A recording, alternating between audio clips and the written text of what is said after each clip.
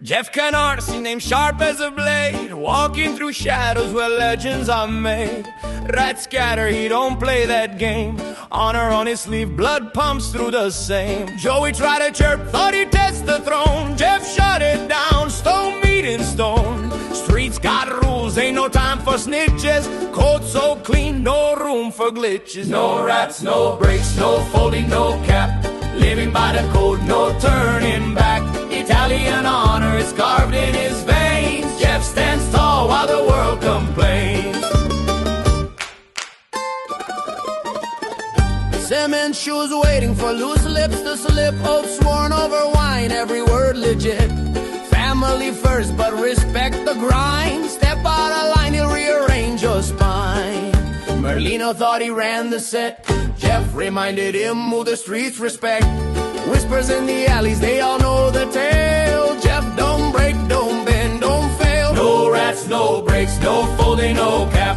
Living by the code, no turning back. Italian honor is carved in his veins. Jeff stands tall while the world complains.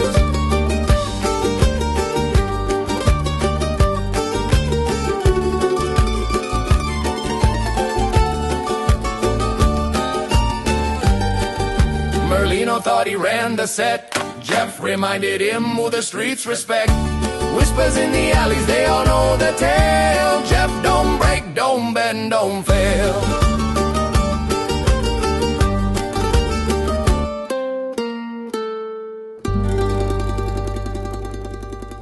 Hey, welcome to Mob Talk Radio. I'm your host, Jeff Canarsie, and we thought that we would drop an omnibus. Some of the best clips from Mob Talk Radio throughout the years. With New Year's Eve today and with New Year's Day tomorrow, you guys can sit back and enjoy some of the funniest stuff that we've done on the show and other stuff like that. So enjoy. About sleazebag, degenerate, rat, cokehead, jerk-off, piece of shit Anthony Pergiano, who I like to call Pinocchio Pergiano. Now, if you don't like indictment and legal paperwork, you're not going to like this segment. But I want to make a couple of points. And one of the things that I did was I read over a 60-page indictment of Joe Servideo. And Anthony Pergiano was the informant in that case, just like he is the informant in an ongoing case that is in Philadelphia. And I'm not going to get into the specifics of that case or the 15 defendants in that case. But I'm going to make a case today for why we shouldn't believe a goddamn word Anthony Pergiano fucking says. There were things that Pergiano was doing while he was employed by the FBI that were bypassed. The Newark division of the FBI dropped cases against him because at the end of the day, the words of this piece of shit were more important than the reality of what Pergiano was doing behind the scenes. So we're going to have a lot of information, and I've got 19 pages to get through, but I'm probably not going to do all of them. I want to hit home on certain points. And this isn't, by any stretch of the imagination, some sort of lopsided idea. These are taken from facts, from the indictment. And listen, in any indictment, there are things you can argue and things you cannot. But in this indictment, to quote a lot of other people, this indictment fucking stinks and should be in the garbage. Pergiano shouldn't be believed on any fucking level. So according to the FBI, Anthony Pergiano began cooperating in 2015. However, there's no specific date in the paperwork to when he actually officially became a cooperator. And the reason why I think the FBI doesn't put that date in is because Pergiano was still committing fraud while he was on the FBI payroll. So you have to look at the genesis for cooperation, right? So you have to understand, like in the case of J.R. Rubio, he was selling drugs and got caught and then decided to become a rat. And just like that situation, we have a similar situation here. According to the indictment paperwork, Anthony Pergiano entered into a cooperation deal with the FBI after his admitted participation in a staged robbery of a pawn shop, which was designed to deceive an insurance company. Pergiano admitted to participating in a staged armed robbery, and it is anticipated that he will plead guilty to fraud charges for those offenses. It should be noted that an FBI supervisor not involved with the current investigation believed that Anthony Pergiano was not truthful about the staged robbery. However, after consideration of all the evidence, which included reviewing security camera footage of the robbery and consensual recordings, which I don't know how any fucking recording is consensual, it remains the position of the Newark FBI agency that Pergiano is corroborated and that he participated in the staged robbery as part of a scheme to deceive an insurance company.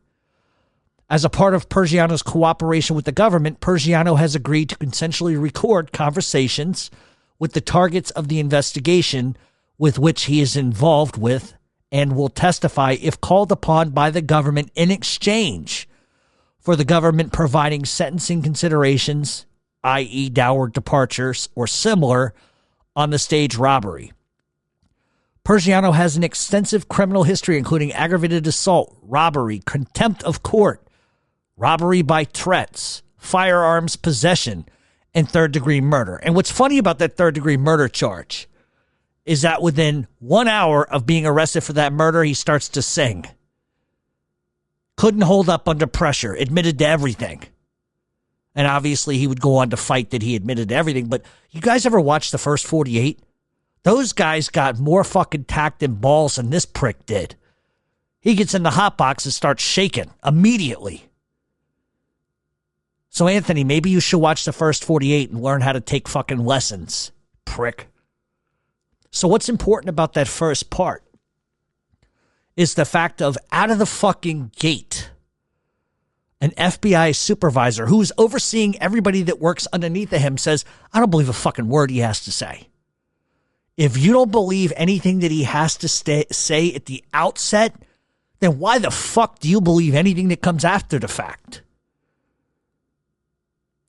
So the Pennsylvania State Police investigated a business that he owned called Code Red Fire Water Restoration, LLC, which was operated by Pergiano for fraud. Subsequently, Newark FBI initiated an investigation regarding similar allegations, because there was a whole bunch of them that he did this to a bunch of people too. The PSP closed their investigation and provided their investigative file to the FBI, who did nothing fucking with it. They buried it. Pergiano is cooperating with the FBI investigation as well, which is continuing. And depending on the outcome of that investigation, Pergiano may plead guilty to additional charges related to the alleged business fraud in the event that those allegations can be proven. So they may file charges, and they didn't, because what Pergiano had to say was more important. But let's look at something else. The reliability of information. During the course of the investigation, case agents received information from a confidential source, CS1. CS1, cocksucker 1, it's going to be Anthony Pergiano, concerning the illegal activities of Joseph Servideo and other members and associates of Philadelphia La Cosa Nostra, regularly called the Mafia or Mob, which is a secret criminal organization. CS1, cocksucker 1, Anthony Pergiano, began providing information based on personal dealings to the FBI in 2015. Once again, no date.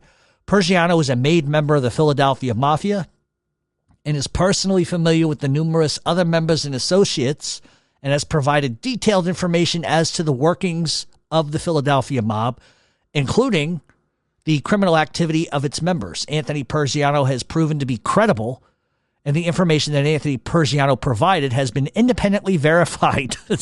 I love the language here. Independently verified through various means, including but not limited to telephone record data, analysis, database checks, and physical surveillance, information received from other law enforcement agencies, and information received from other confidential sources, and consensually monitored conversations and meetings.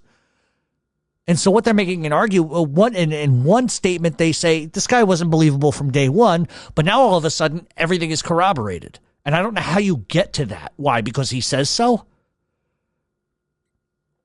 And so one of the things that I had an issue with just looking at the very beginning of this was that the special agent that was overseeing all of this, by the way, his name is Agent Hindle, he calls Persiano credible. Meanwhile, he already knew that Persiano was caught in schemes while under his watch, under his fucking supervision and protection, and while he was being paid by the FBI. The other issue with that particular statement is that the verification and point blank fact that Hindle's supervisory agent, who wasn't even involved with it, said this guy is full of shit, should speak volumes. If you're called full of shit from day one, you're fucking full of shit day 360 fucking 4. And listen, I could go with the counts that she was only charged in 2 counts, mail fraud and wire fraud. His Code Red company, he got in trouble with, but he never got charged with nothing. And it's ridiculous. The mere fact that the FBI, they can corroborate 2 flies fucking in Egypt on a wiretap, and they can't corroborate when the fuck he started working for the FBI is a fucking problem. He defrauded and schemed the entire time while he was under the FBI's watch. He should have been highly scrutinized alone for those actions, and the dozens of other actions, which included a dozen other fraud cases, which some have rightfully sued for in civil court. And some of those people were taken advantage of, specifically someone that I know. This person is disabled. She was on a fixed income. He stole $100,000 from her in his little fraud scheme. And she only found out about it through the media that Anthony Persiano was a rat. She got fully taken advantage of. She contacts the FBI for emergency, for information and help. And what do? They don't return calls. They don't say nothing. They ignore her. The second issue is if the FBI or the case agent in this particular case knowingly still considered Persiano a credible source of information, meanwhile he's breaking the law in other multiple situations, why didn't the FBI stop feeding that pipeline? Doesn't it refer back to the supervisory agent from the onset who refused to believe that Persiano was even being truthful? Doesn't this point to the mere fact that Persiano is dishonest, disgenuine, a fucking coward, and he continued to facilitate his own monetary gains while being protected and rewarded by the FBI for his services? How can you even establish any evidentiary merit of truth based on the onset of lies from day one and continuing through the Joser video case and now the case involving 15 defendants in South Philadelphia? It's up to the government to provide unwavering factual evidentiary documents that prove that their confidential source is telling the most accurate and unabashed truth. This is a case sample of the ends justify the means for the FBI, as it's always been. As long as the targeted defendants they want to lock up are bigger and more, and it gets them more convictions, then they're going to accept and tolerate pieces of goddamn shit like this. It's unfucking real. So I want to go to one of the charges because it's important, and I'll tell you why. The defendant, Anthony Persiano, did knowingly cause to be sent and delivered by the United States Postal Service certain mail matter, namely a check in the amount of $22,124.33 fucking cents from victim company number 2 to Code Red in Bensalem, Pennsylvania, which was deposited by Anthony Persiano into a Code Red Fire Water Restoration LLC bank account at Wells Fargo branch in New Jersey on January 5th of 2016. He's defrauding people in 2016. He was on the fucking FBI's payroll in 2015. So you have an example right here of him breaking the fucking law, lying to the government then. Why are they believing anything else he has to say? At the time of the fraud, Persiano was on the FBI payroll. He was considered an active informant. This is another example of the government's witness who's going to be used in further cases, directly and brazenly breaking the law, which they're protecting, they're paying. It's another example of a fraud. It's another example of biting the hand that feeds you. It's purely another example of the integrity and honesty that informants have when they're cooperating with the federal government, which should on its face prove that Anthony Pergiano is an unsavory, untruthful piece of shit. If we cannot accept that logic, then how the fuck under any circumstance or any instance can we believe that Anthony Pergiano has been honest about a goddamn thing? It just is disgusting. I have a bunch of shit here that I could talk about, but I really want to hit home on a couple of things, and then we'll move on. So under Agent Hindle, who wrote the paperwork, he says that he fully understands how the alleged mafia uses a hierarchical structure. This is very important. Pay attention to this. He understands how the alleged mafia uses a hierarchical structure with their own set of laws. Now, if we are to assume that Agent Hindle knows that information to be correct, then I need to direct you to page 17 of the criminal complaint. And this is a big one. On June 11th of 2016, cocksucker Anthony Pergiano had a meeting with Joe Servideo and Individual 1 in Northfield, New Jersey. During this meeting, Servideo informs cocksucker Anthony Pergiano that he had been instructed not to conduct criminal activity in the Atlantic City area. Servideo said he knows that they don't want me to do nothing illegal, and he's referring allegedly to the Philadelphia Mafia hierarchy. Servideo then assures Anthony Pergiano that he did whatever the fuck he wanted to do. He don't live by no rules. Based on the investigation, including subsequent consensually recorded meetings, messages, phone calls, and interviews of Anthony Pergiano, your affiant, which is the agent that oversaw the case, believes that the instructions given to Servideo not to engage in criminal activity with members and associates of the Philadelphia Mafia that were located in the Atlantic City area represented the higher-ranking members' exertion of authority and control over Servideo, including the insurance that a portion of the proceeds from criminal activity are kicked up as tribute to the hierarchy. This meeting was audio recorded by Anthony Pergiano. Now, here's the thing. Just the statement of this fucking agent of saying that little snippet of a conversation, and I'll read it again, verbatim, that Servideo tells Anthony Pergiano that he was told not to do a fucking thing in Atlantic City. He goes on to say that he knows that the Philadelphia mob doesn't want him there, doesn't want him doing a fucking thing. Then he turns around and he tells Anthony Pergiano, but I'm going to do whatever the fuck I want to do. Doesn't that sort of dispel this idea that there's a hierarchy in place? Doesn't this dispel the idea that he was told, stay the fuck out? If you're told to stay the fuck out and you say, well, I'm going to do what you want, then how can you argue in federal court that there's a hierarchy that exerts authority over you? Because in this sample itself, Servideo is saying, go fuck yourself. I do what I want. So obviously there's no exertion of authority or fear. It's bullshit. It's nonsense.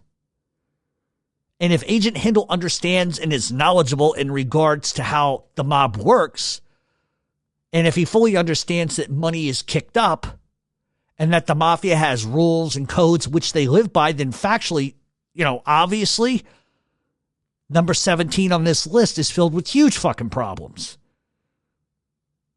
It just represents that Servideo is basically saying he was told by Individual 1 that he wasn't supposed to do nothing. Meanwhile, the sentence basically tells us that he tells Pergiano he's going to do whatever he wants, which is ignoring an alleged direct order.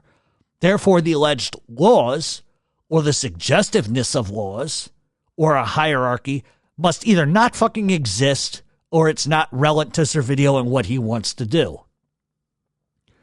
How can the agent in this case believe or decode what he believes to be instructions based on the words of somebody else when it's not implicit?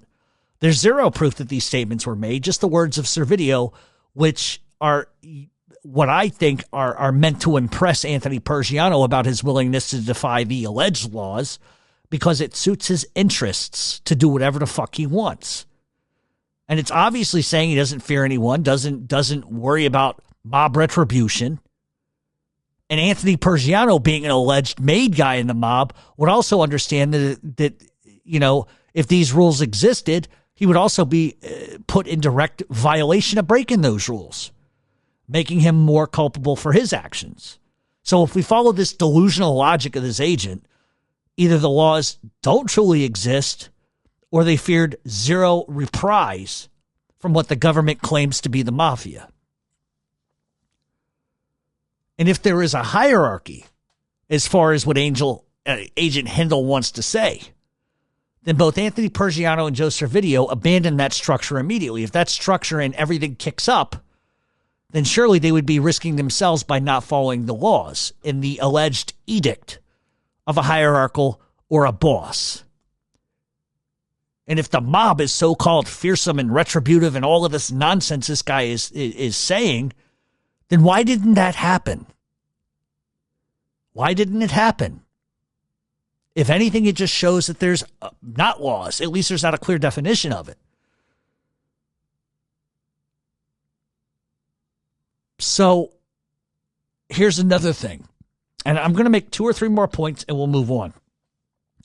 October 29th of 2016, cocksucker Anthony Pergiano has a meeting with Joe Servideo in Memora, New Jersey. During that meeting, Pergiano provided Servideo with $1,600 in American money, which was provided by the FBI as payment for heroin pills and e-cigarettes alleged to contain marijuana that Servideo had provided on October 23rd of 2016. Anthony Pergiano and Servideo also discussed Servideo's prior conversations with Individual 2. Regarding that, Anthony Pergiano said, "What did Individual 2 say to you when you told him you're going to be working with us? What did he say?" Servideo says, "He said no problem." Pergiano then says to him, "Joe, is it all right with you when I see Individual 2 that I bring up the same subject?" Servideo said, "Yeah, but I don't think you have to." There's a problem here with this. I thought there wasn't supposed to be any criminal activity in Atlantic City. I thought Atlantic City was off limits. So here we have an example again of Servideo doing what he wants without any sort of alleged permission. Why is there a need for Servideo and Pergiano to even discuss this even further? I'm going to do whatever the fuck I want to do. Why are you even discussing it? First of all, Pergiano's baiting him. But if it's accepted, as Servideo claims, then Pergiano wouldn't even have a fucking need to broach the matter with individual number 2. Number 38, on January 13th of 2017, at approximately 2:25 p.m., Pergiano received an incoming call from Servideo's phone number 3, wherein Pergiano has a conversation with Servideo. During the conversation, Servideo informs Anthony Pergiano that he was in the area and that he could meet with him. Pergiano tells Servideo that he was in Philadelphia to meet with Individual number 2, but could meet him later. Servideo says, "I talked to the kid," who's Individual 2, before 2. Don't tell him that we talked today. Anthony Pergiano says, "Yeah, I know. Listen, what goes on between us stays between us, brother. Don't you even worry." Servideo says, "Yeah, he knows a little bit, what I'm trying to say because Individual 1 will tell him." Servideo doesn't. So what the construct of this part of the conversation is once again, they're talking about Individual 2, who has allegedly said, according to Servideo, "Stay the fuck out of Atlantic City." And so here they are talking about saying, you know what? He knows a little bit. Obviously, he doesn't know anything because it's against, according to the FBI, it's against the laws for them to go against what a rule is or what a fucking law is. But here they are talking to each other saying, we do whatever we want. Fuck them. Don't let them know we're talking. Let's just keep it going. Let's just keep making money. So it goes against everything that the FBI is arguing here. Servideo doesn't want, Servideo then says, well, he kind of knows what we're doing. No, he doesn't, because obviously he did. If he did, there would be a much bigger fucking issue. So it goes on further. What Servideo did not want was he did not want Anthony Pergiano telling individual 2, who the FBI alleges was Anthony Pergiano's capo. He didn't want the capo to know that they were meeting and talking. Why is that? Because they were fucking told not to do it and they did it anyway. So if that captain in this situation, which is also individual number 2, doesn't fucking know what they're doing, how can you find him culpable of what they're doing if he doesn't even fucking know? And that is the basis for what I have a huge fucking problem with.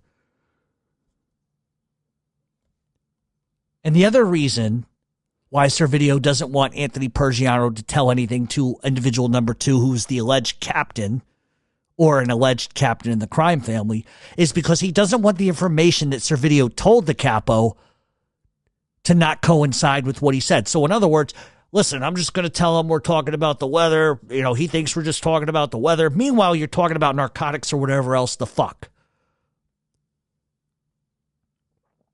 And it's a wash. It's a wash. 1 minute, it's okay. The next minute, it's not.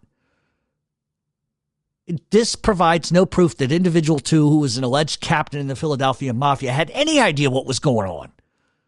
In fact, I would even go further as to say it proves without a doubt that individual 2 didn't have a fucking clue what was going on. Therefore, any crimes that Pergiano and Servideo were engaging in were hidden without the alleged sought permission from a hierarchical figure. And this is clearly Servideo and Pergiano doing whatever the fuck they want, feeling justified doing whatever they want, which argues against any sort of laws, argues against any sort of boss or hierarchy type of involvement. It shows that both of them were not under the thumb or the reign of anyone but themselves. And it's continued coaching from the federal agent. And the informant in this case lacks direct lines to demands, rules, bylaws, and a hierarchy. This case, while it's the objective here to show inconsistencies of Pergiano, it also speaks to the incorrect assertions that either individual was involved with anything that was organized. In fact, this is disorganized. And so it's absurd. And I could, go on and on and on about this. But I just, first of all, there's been stuff that have been put in indictments about members of the mafia. Well, it's not a crime to be in the mafia.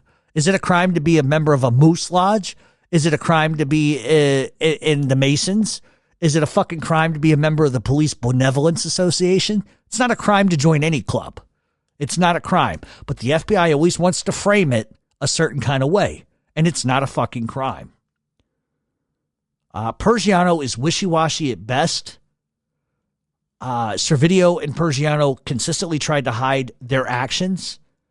There was zero factual proof that individual 2 gave any permission for anything, or even had any involvement or had any say in the matter.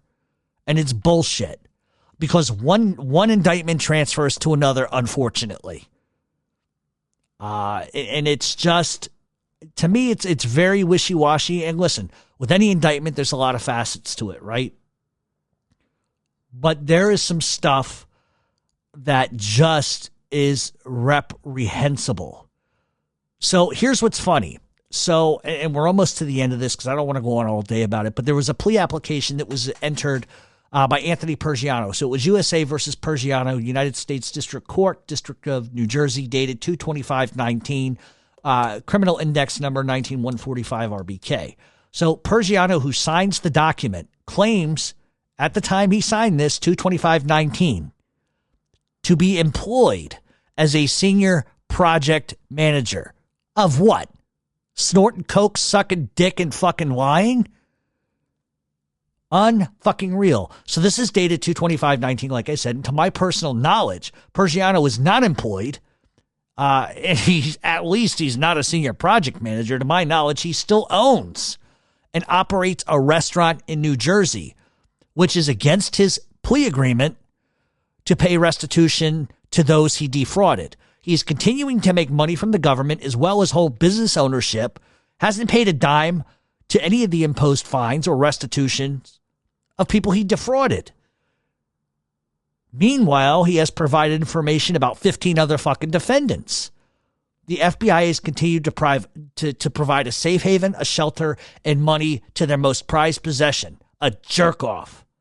Meanwhile, they totally disregard his fucking criminality and have allowed him to continue to make money on the side to buy cars, buy presents, with zero fucking oversight. Zero fucking oversight. Here's the restitution order from the courts.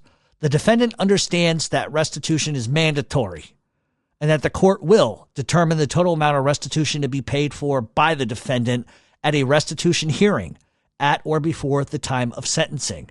The parties, however, agree that the defendant will be responsible for restitution related to the criminal conduct and related losses to victims only in count 1 and 2, and the conduct related to the charge schemes, artifices to defraud charged in the information, which includes the insurance fraud related to a staged robbery at a pawn shop in Union, New Jersey, April 2014, and the fraud related to his business dealings with homeowners and other customers who contracted with Home Restoration Business Code Red and Assured during the years of 2014-2015. So meanwhile, this cocksucker is pilfering people from 2016 to 2017. The FBI doesn't apply any restitution to those victims. So if you're telling me that the government says you have to do X, Y, and Z, why is he still making money from a restaurant in New Jersey? Why is the money that they're paying him to squeal on fucking everybody and make up shit not being applied to that restitution?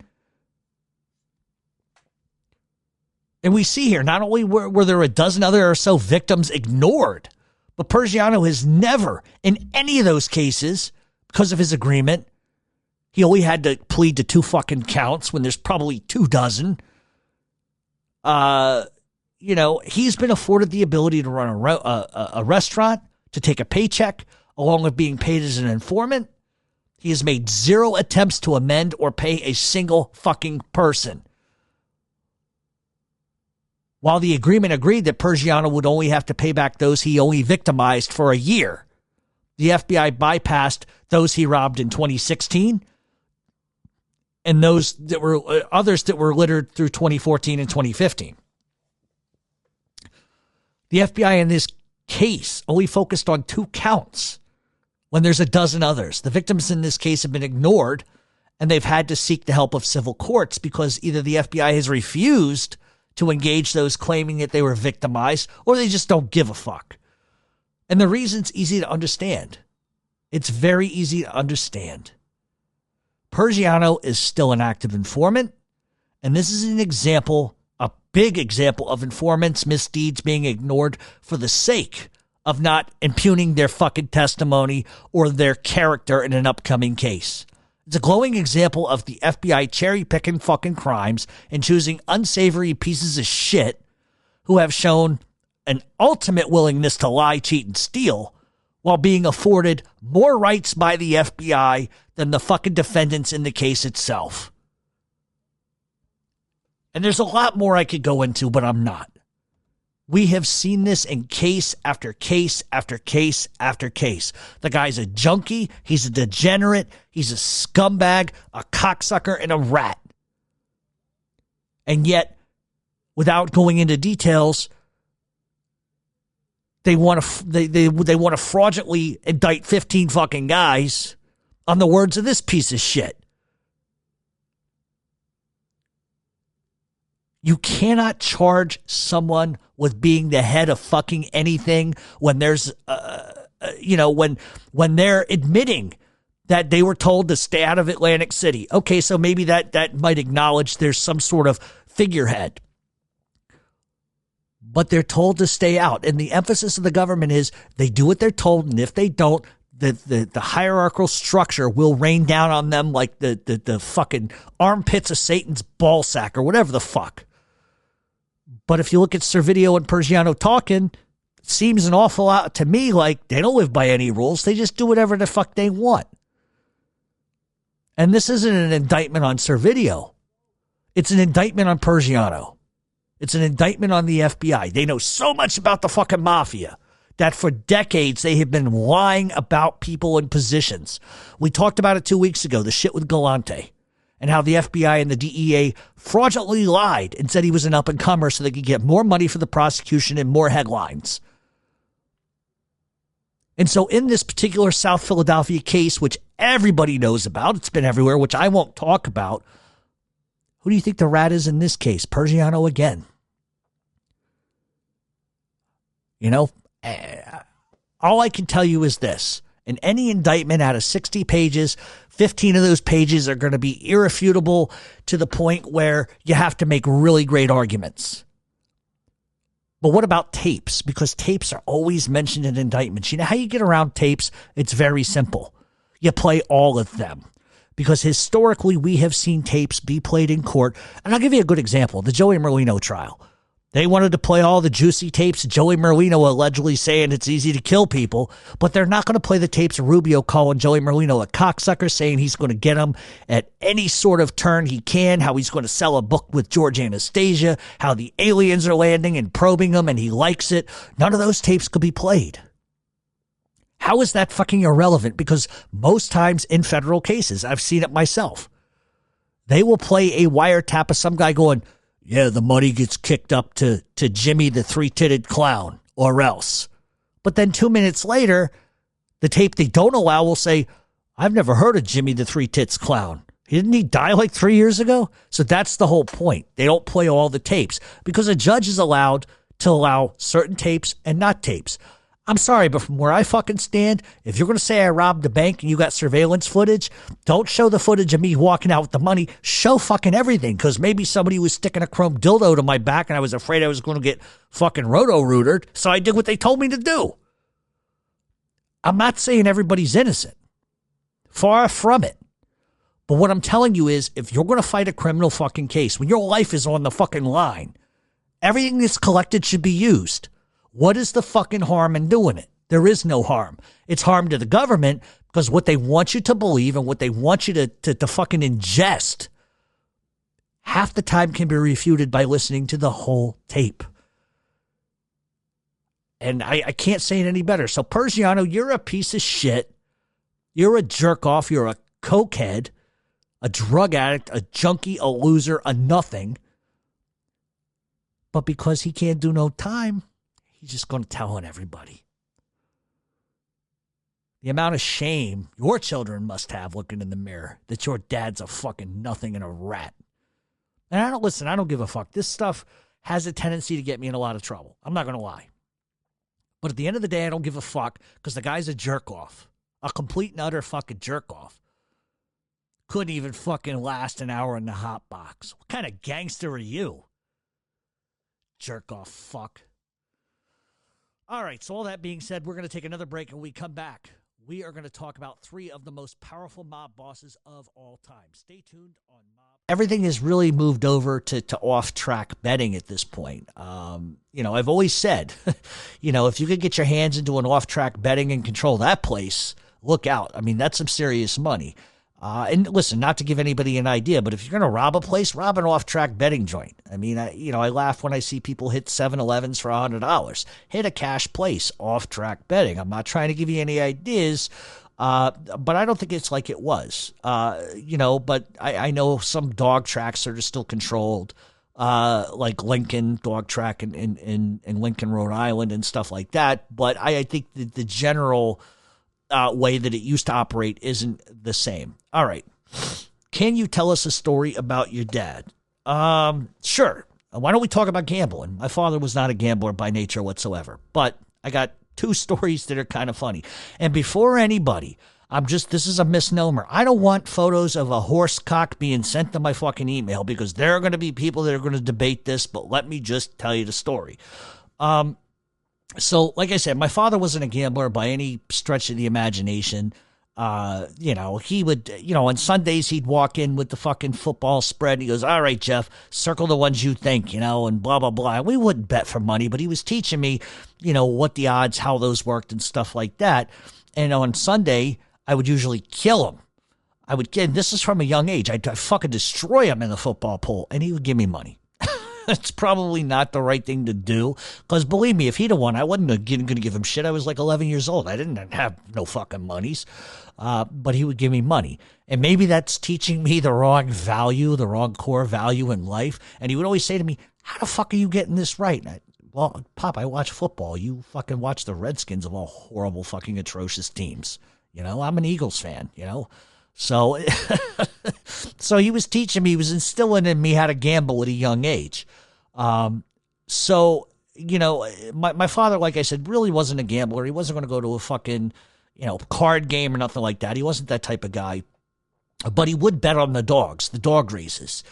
My mother used to tell me that my uncles would take him to the dog tracks just for fun. My father didn't want to go, but whatever, he went. And they would tell him with distinct instructions on how to bet, what to bet, when to bet. And my father wasn't a student of that game. You know, my father just went because he probably was suckered into it. He's like, oh, fuck, let me go blow some fucking money with these guys. And that was sort of my father's sort of, I think, his mentality towards it. And he went all the time with them. And every time he took the advice of my uncles and my cousins, he'd lose his ass. He would lose a lot of money. So one night, my father goes with them, and they have a hot tip on a dog. And they're telling him, this is the race. This is what you do. I don't know if a fix was in. I would assume a fix wasn't in. They were just overbearing because they're the gangsters, and they know how to bet. And here's the guy that's in the Navy, blah, blah, blah. Let us teach him how it's really fucking done. And my father gets totally fed up with them in his ear. And he picks up his fucking racing form. He goes downstairs. He goes downstairs. And then he goes and bets on 6 races. And he comes back with his tickets. So my uncles and my relatives, they ask him, you know, did you do what we told you to do? And he said, no. I always fucking lose when I follow everything that you say. I'm not fucking losing no more. So they shake their heads and figure my father just threw away his fucking money. He hits all 6 races, winning a ton of fucking money. So my relatives, my uncles, my cousins, they look at him and they're like, what the fuck did you do? How did you do that? And he said to them, and I quote, it's simple. I went to the back. I paid the guy $100 to let me go look at the dogs. And all 6 were trying to fuck the dog next to them. And so I figured if they're that fucking worked up before they run, I'm going to take the one that's trying to bang it. So if you've got 6 dogs and, 3 of them are trying to bang the other one, my father's consensus was, well, the dog that's trying to bang the other dog, I'm betting on that one, because if he's so hot and fired up now, just wait until they open up them fucking gates, and my dog that's horny is going to chase the other dog in front of him for all he's worth because he wants to get laid. That was my father's fucking idea. What was his last lap time? No, my father looked at it from a whole nother fucking perspective. So he pays the guy, and this was his thing. And my father says, once them fucking gates open, he's going to want to fuck the dog in front of him, and he's going to run for all he's worth. I'm going to get my money's worth. And he was right. It's crude, but it's fucking funny. The same shit with horses and my father. My father would go to a horse race, and he's not going to look at the fucking form. He didn't care whether the jockey had won his last 3, what the lap time was. He didn't give a shit whether the horse was a year old, 2 years old, whether the horse was on LASIK. If you're into horse racing, you'll understand what LASIK is. My father's unique perspective of betting on a fucking horse. He would bet on the horse with the biggest cock. I tell you, you wonder where I get it from. My father would go, and he would look at all the horses as they bring them out, and the one with the biggest cock he would bet on, and he would win every fucking time.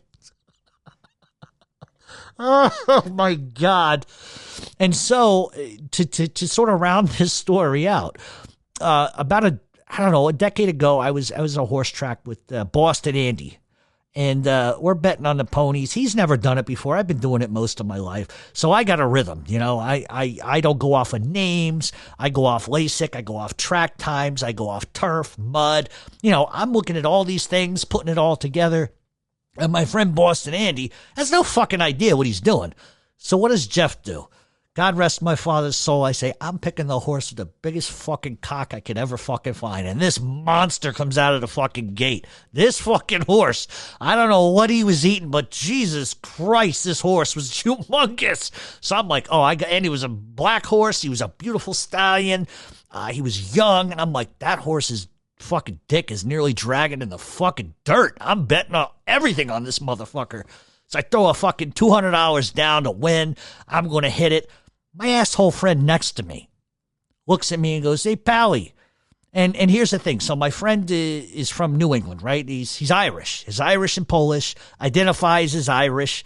I'm half Irish, half Italian. So he's always giving me shit about being half Italian. And so he says to me, I said, what are you going to pick in the fifth? And he's like, of course, because fifth is getting ready. We've got about, 2 minutes to fucking post time. So I'm getting my money together to race over there.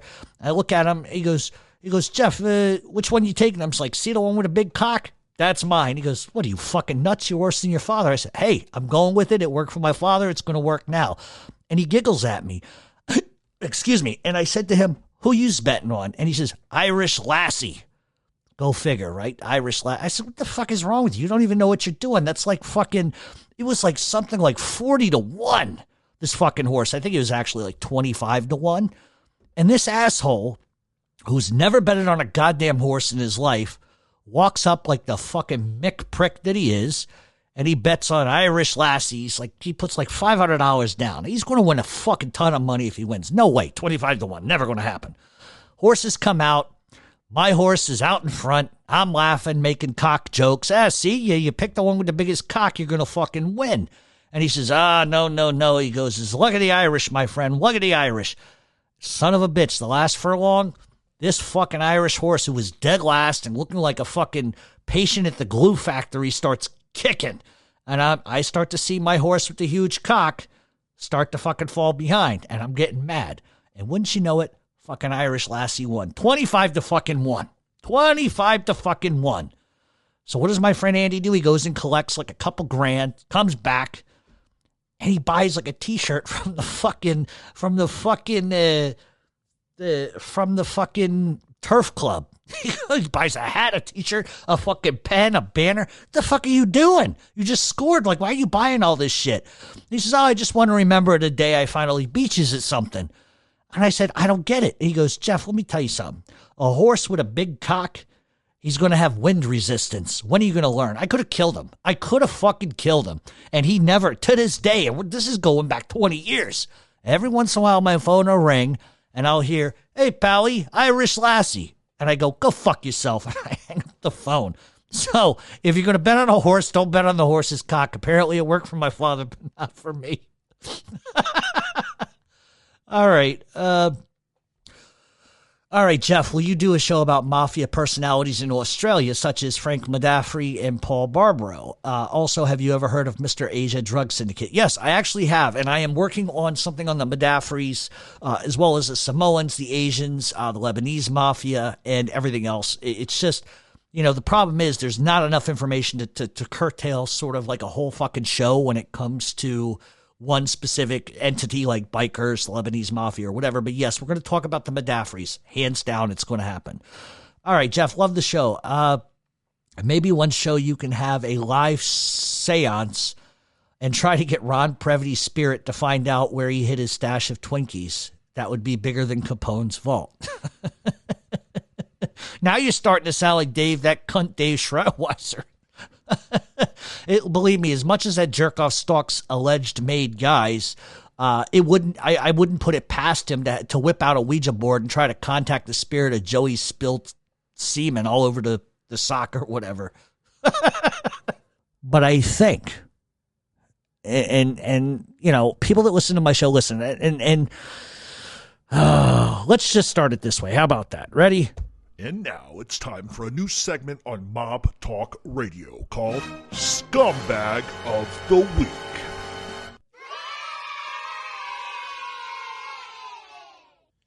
And that's what we're talking about. Scumbag of the Week, Sammy the Bull Gravano. Recently I've been inundated with a bunch of fucking bullshit from people.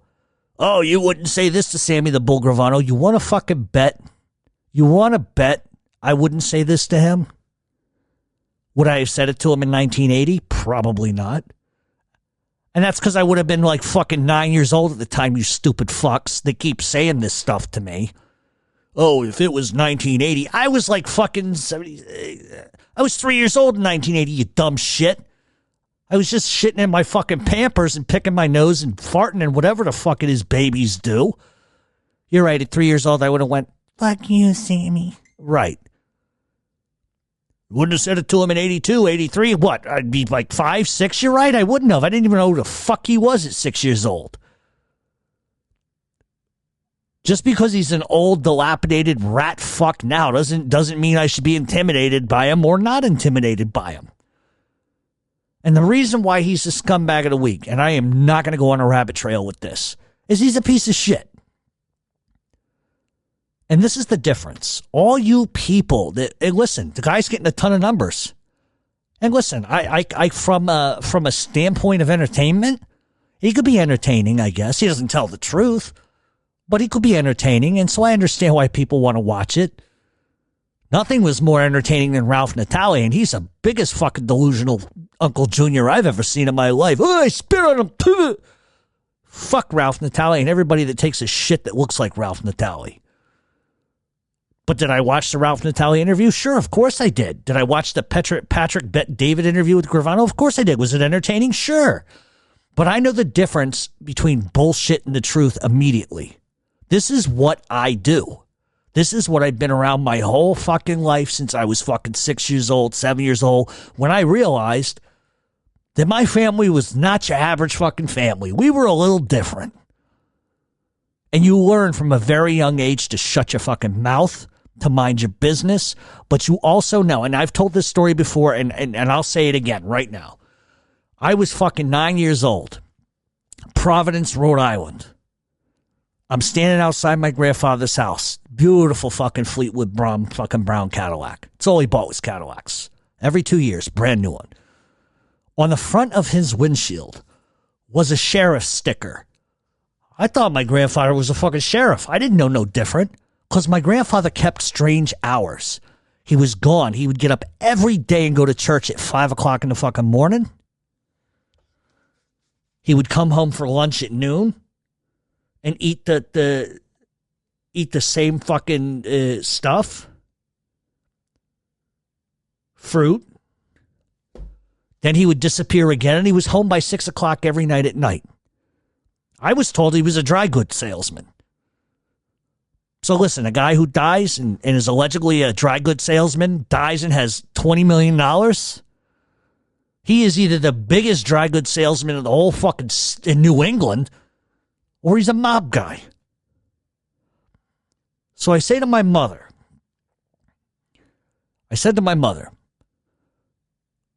what's that sticker? Is grandpa a cop? She starts laughing. Nah, nobody in our family's a cop. Nobody ever will be. I'm a kid. I don't know what the fuck she means by that. I said, but does this sticker right here protect us in case, somebody tries to hurt us? Because, as a kid, you worry about shit. She says, no. Nobody will ever hurt any of us. Do you understand that if anybody raises a hand to us or says anything nasty to us, 100 men will come to kill them? I didn't know what the fuck that meant. I just thought it meant people loved him. Everybody loved my grandfather anyway, and my uncles and my cousins. But I had no clue. But that also was a sign to me that something was a little different. And I'll give you another example of this. Every once in a while, you would see somebody for a long time, and then suddenly they wouldn't come around. My grandfather's house on a Sunday, everybody and their mother was there. Eventually, I stopped seeing a certain person.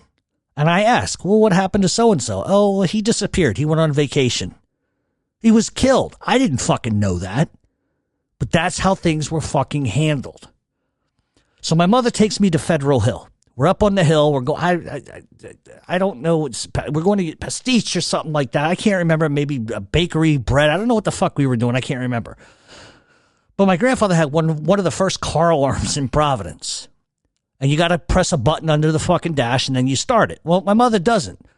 So we're leaving Federal Hill And all of a sudden, the windshield wipers are fucking going. The lights are fucking flashing. There's honking, bap, bap, bap, for like 4 miles to get back to Modena Ave. The car and the alarm, everything's going fucking nuts. We get back. My grandfather's there. He goes, what happened? She goes, what do you mean? Because by the time we pulled into the fucking driveway, the alarm had stopped. He says, oh, I got a call from so-and-so up in the hill that the fucking car was going nuts. This is a regular neighborhood. That many people know my grandfather? You crazy? So that's the point that I'm making. That is the point that I'm making to you. Is that I didn't grow up in Ozzie and Harriet, the Brady fucking bunch. There were things that went on that were a little fucking strange. So eventually I figured it out. And I don't know why I got caught on this rabbit trail, but the point I'm trying to make to you is that when I talk about certain things, I'm not talking because I read books or a movie. It's because I know. I was involved in stuff at a young age in some very stupid shit. I got caught. End of story. My whole life, I've done nothing. My mother used to say to me, oh my God, everywhere you go, you run into a gangster. Or you're friends with all of them. Which is funny that my mother would say that to me. Because back in, God, what year it was? 90, I'd have to call my buddy Tom to ask him. And I should have brought him on so he could tell the story because he tells it better. I'm sitting in my mother's living room. The Sopranos are on. Now, this is something my mother swore to God she wouldn't watch. She didn't like the language. But yet my mother swore like Joe Pesci on steroids. Fuck, fuck, fuck. Every other word. Fuck, fuck. That's just my mother. So we're watching The Sopranos. I make a fucking crack about my grandfather, who had already died.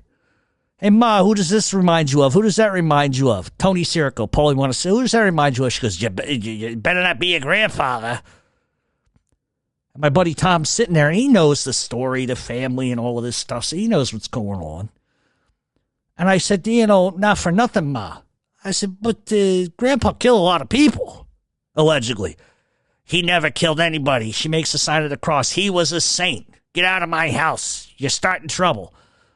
And I look at her and say, I'm not busting your chops. I'm just saying maybe we should live in reality. He's a saint. He's a saint. So I mentioned to her a name of an incident that happened. And I said, well, he went away. And she says, he got what he deserved. He was a bum. So it's always living in a situation where one day he's a saint, the next he's a sinner. But it doesn't matter what people did. At the end of the day, God blessed them. That's just how I was raised. So maybe that skews my perspective on things. But that's what also, just kind of makes me who I am. So anyway, I didn't mean to get on that rabbit trail. But Scumbag of the Week. Let's do it again. And now it's time for a new segment on Mob Talk Radio called Scumbag of the Week.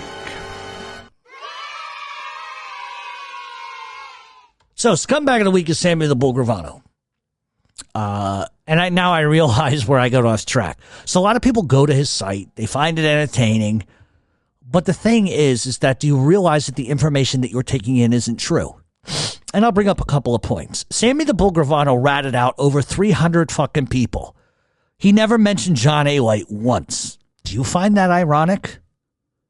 He knows all of these bad people that he's going to tell on. He never mentions John A. Light once.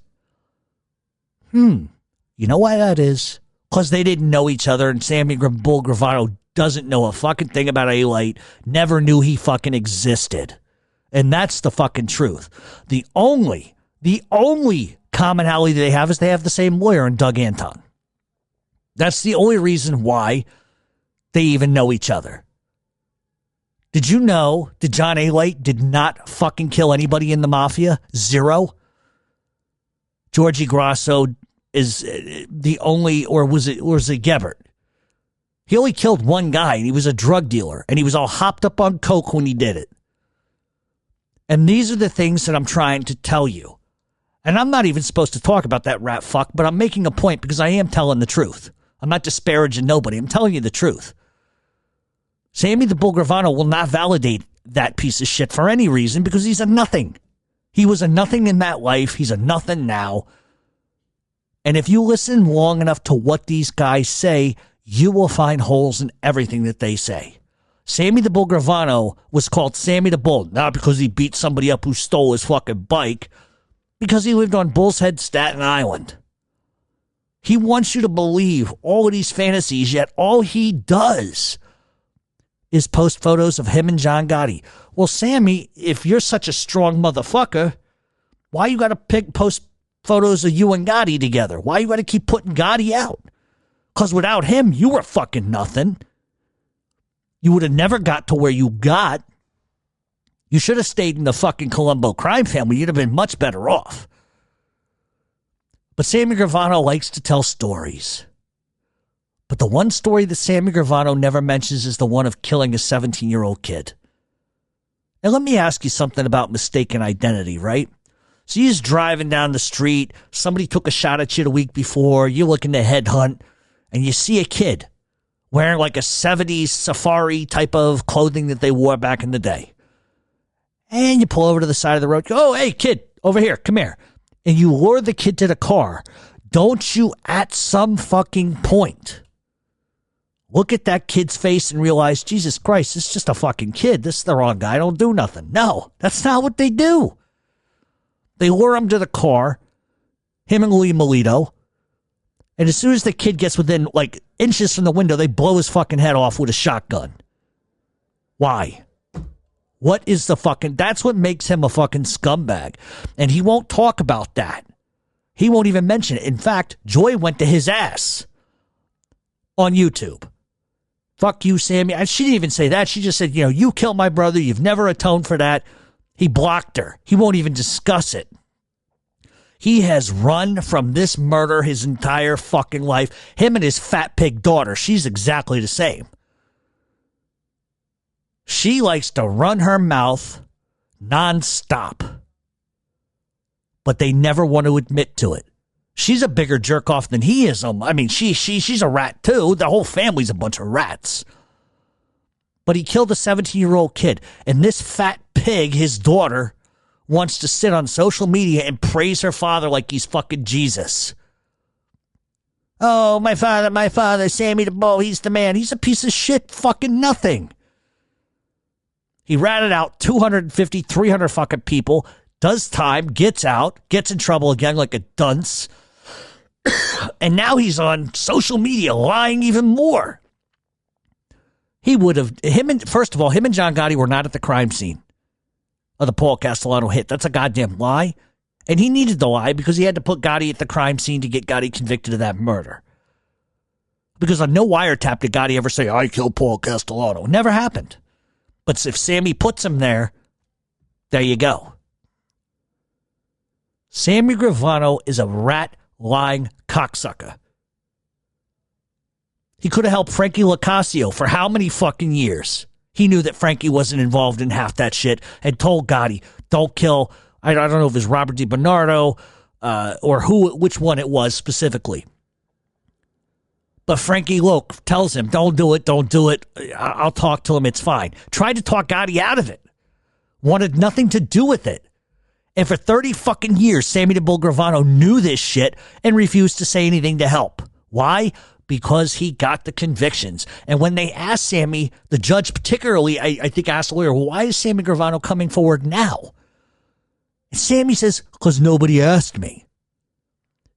You're not honorable in any sense of the fucking word.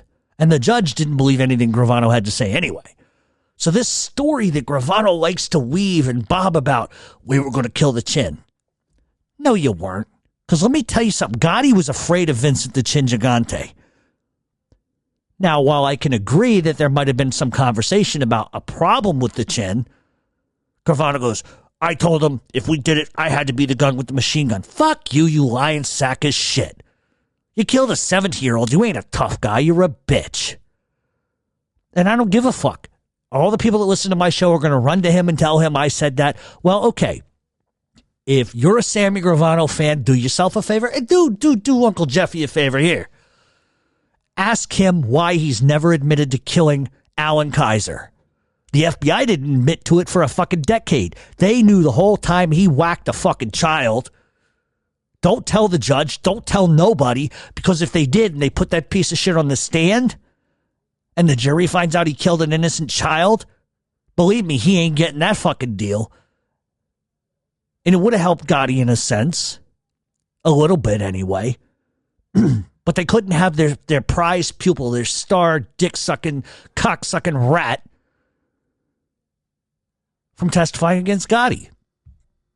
So he's a piece of shit in every fucking imaginable way. His daughter is no better, because she won't talk about it either, because I happen to believe and happen to know people went after Karen Gravano, asking her why, if she is saying that she felt bad for the families, which she's never really fucking said. Let's just be real fucking honest.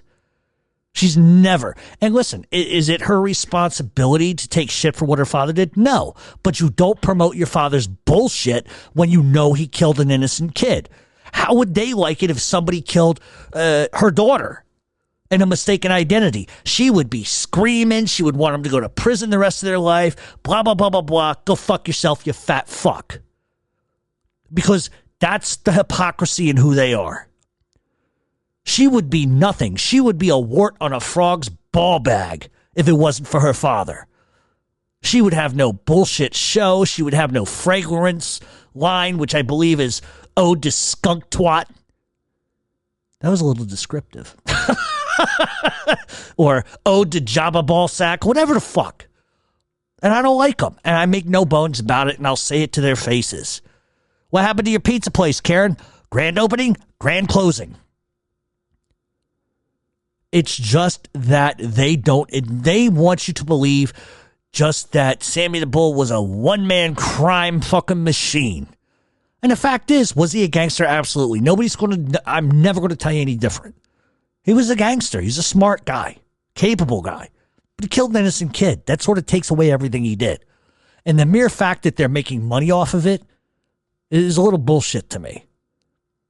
So if you're friends with that piece of shit, or the daughter piece of shit, go ahead and do me a favor. Ask them why they never talk about Alan Kaiser. Ask them that.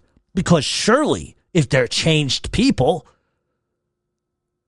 or if Karen had any ounce of A, credibility, which she doesn't, or B, any intelligence or any sort of heart, then she would say, you know what? My father made a horrible mistake. That was an awful fucking thing that he did.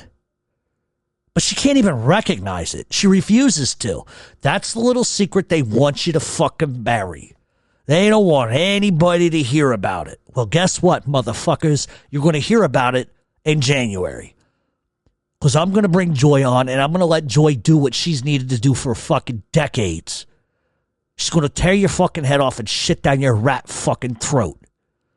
You and your pig daughter. Oinkity oink fuck stain, or whatever the fuck.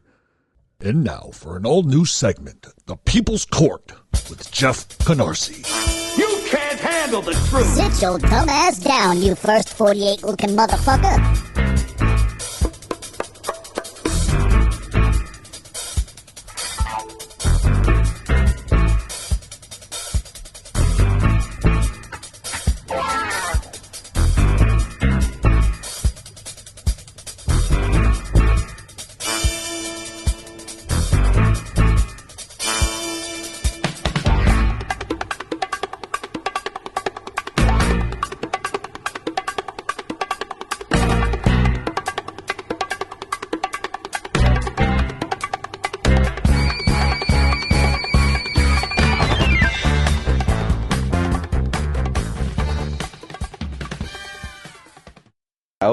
You know, they don't help you. They don't help you integrate into society. You got to find a job. You don't want to, Gene's on a short leash. You do anything and you go back for life. So for you, let's start with Gene. I die in jail. That's also over my head. So I want to change, be a better person, and I also don't want to sit and rot in a cell for the rest of my life. Right. And if this was the '80s, I'd probably be in witness protection. Because you'd be dead. You couldn't walk the streets like that. But nowadays, it's just so watered down a joke that what they'll do is they'll try to get you in trouble other ways. You know what I mean? Bring you out of your character. Try to do something. Try to get you basically violated, put back in jail, and they'll say, "Oh, we got him in jail. We won," which is a rat move. The same thing they're doing. So check in with me, and it's like regular parole basically. But like I said, when I pled out, I already had told the story. You are under your guidelines. So 15 to life guideline, that's what I pled out to, a bunch of charges. And if you do catch another charge, you go back in front of your federal judge. You go back in front of him. You know, and he might not be so friendly to you this time, you know, where they gave you another chance and now you're just the same person. Mind you, I'm young. My career was short-lived because I was so wild for my time, they wanted me off the street. It was either you're going to do this or you're going to die in jail. We don't want you crying around out. You know, bad guys and good guys were calling up the cops on me. So it's just like, you got your second chance, you mess it up, you're gone. You know, that's basically, and it'll humble you. You know, I want to live the rest of my life in peace. And do you, because I've had both of you individually on my personal show. Ongoing traffic on Cross Bay Boulevard had me fire into a car at a lady and 2 other people because we thought somebody was in there. I said, there's a woman in there. He goes, shoot into the car. And I put 6 shots into the car. I almost killed everybody in the car. The girl seen me. She was crying. You almost killed me, bullets to her headrest, everything. And I says, you know, you hanging out with my enemy. That's the life I'm living. I was so loyal to this guy that he could have told me to kill anyone. I would have did it. And that's how loyal I was to him. And he turned on me. He made me so bitter. And when I was sitting there, he just put a hatred in me. A hate in my heart that I can't describe. Was it also a hatred for yourself? I mean, explain what you felt. I felt so used, you know, because I always thought, oh, this is my guy, you know, because he wouldn't talk to nobody. When he came home, he would only deal with me. So everybody used to like... How it is that like a subject of conversation? What bothers me is that people pick and choose, because like, if you want to say I'm a high-profile cooperator, so they'll be like, oh, I can't talk to him, but they'll go talk to a guy that cooperated, but he's not high profile, so they'll still deal with him. And he'll live in the neighborhood, which I do too, I don't care, but it's like they'll deal with him. He's still good. I want to say something right now because I'm happy for my body over here. Go ahead, Gene. So, obviously, you know, we started the show, me and him, and, you know, people run their mouths constantly. Oh, he's lying, this one's lying, everyone's lying. Right. Yeah, nobody was shot, no one's killed. Right, yeah, right, whatever. So now, Forbes came out with an article. FBI, prosecutors, everybody. Now let me explain to you how this works. The government does not lie. They're not. Makes perfect. That's even English. A lot of people also disagreeing about some of the comments on the first episode that we had regarding Michael Francis. Right. A lot of the comments, and I'll read some of them from one of my viewers, Frodo Jack 2. Frodo Jack, he wrote, Forbes magazine listed him as one of the top 50 richest mob bosses in America in 1986. He didn't call himself a mob boss. In his interviews, Francis always makes it clear that he was a capo regime. So this guy doesn't know what he's talking about. Well, listen, let me explain to him, okay? A guy like Mike Francis, he's a professional con artist. And what he is this. He is not being himself. What I'm saying is he definitely had money. He made money. He was definitely a rich guy. He was not making $10 million a week like he says. He was not a official captain. He was an acting captain for his father. That's all I'm trying to explain. Like, how do you know exactly? I mean, is that from his own words, or I mean, how? We know because we're street guys. And welcome back to Mob Talk Radio. So, you heard what the rat bastard had to say. There's a lot of things that I can say and a lot of things that I'm going to say. Number one, and I'm not going to go like wave file by fucking wave file. First of all, Gene's about to be arrested because he wanted to use an ex-girlfriend's photo for his book. She said no. He got mad, threatened to kill the husband. Looks like he's going to go back to jail for that. That's number one. Jerry Capisci recently reported that. I will be posting that story on our Instagram page. It's already on Mob Talk Radio. Normally, sometimes I get into this, and sometimes I attack them, and sometimes I let it go. But this guy for months has been threatening me all over social media, making fake accounts, which we proved because we posted all of it months ago. And just the other day, he started in his bullshit again. And he always starts with me because I'm telling the truth. He can't handle the truth. He never will be able to handle the truth. Gene Barolo is not a made guy. He wasn't even an on-record associate. All he is known for is breaking into houses to get money to fucking snort or smoke meth or whatever crack or whatever drugs he was on. Everybody in Howard Beach knows about Gene Barolo. He was a junkie. He was only known for breaking into houses. He tells horrid lies. Now let's start with the shooting inside of a car with 6 people or whatever the fuck he alleges. One, there's no court paperwork that even proves that ever happened. That's number one. And even if it did happen, who brags about shooting at a woman? And then you notice he tries to blame everybody else for his problems. He says that people that talk shit to him are rats. They only want to get him locked up. No, they're just simply calling you what you are, which is a donkey-toothed, hydrocephalic rat. Who brags about shooting at a woman? Which I don't even know if that ever really happened. I don't believe that to be the case. I think it's another fairy tale he tells. But you name me one mob guy in New York City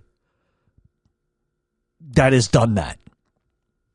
And yeah, you could talk about Roy DeMeo and some of the shit that they had to do and some of the shit they did do. But you name me one mob guy who would ever, under any circumstance, take a fucking monkey idiot like this clown and tell him to go whack a woman.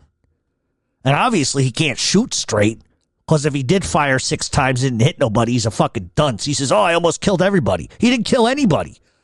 You have never killed anybody. He makes wild claims about baseball batting people 70, 80 times, shooting 50 people. His numbers change just like the other rat bastard he plays with. Gene Borello was never charged with any murder. Never charged with shooting nobody. Murder conspiracy is different than murder. Conspiracy is 2 other motherfuckers talk about doing it. You overhear it. And you don't tell on people. That's how you get roped into a conspiracy. He didn't murder anybody. He was a junkie who did nothing but break into homes and abuse women. And that's the truth. And if you don't believe that he abused women, look what he just did to his ex-girlfriend. Call her up. Oh, let me use your photo. Let me use your photo. As if he's some borderline stalker weirdo who can't give up the fact that he got dumped years ago. So he's going to threaten to kill the husband because he can't use a photo? It's probably a situation where it's the hottest girl he's ever been lucky enough to be around for 10 seconds of his fucking life and wants to try to brag. Because ain't nobody going to have nothing to do with him now. He couldn't have been a made guy because he's Native American. He doesn't tell anybody that shit either. His father lives on an Indian reservation in Canada. And you should see those photos. Him dressed in war paint, speaking out against the white man.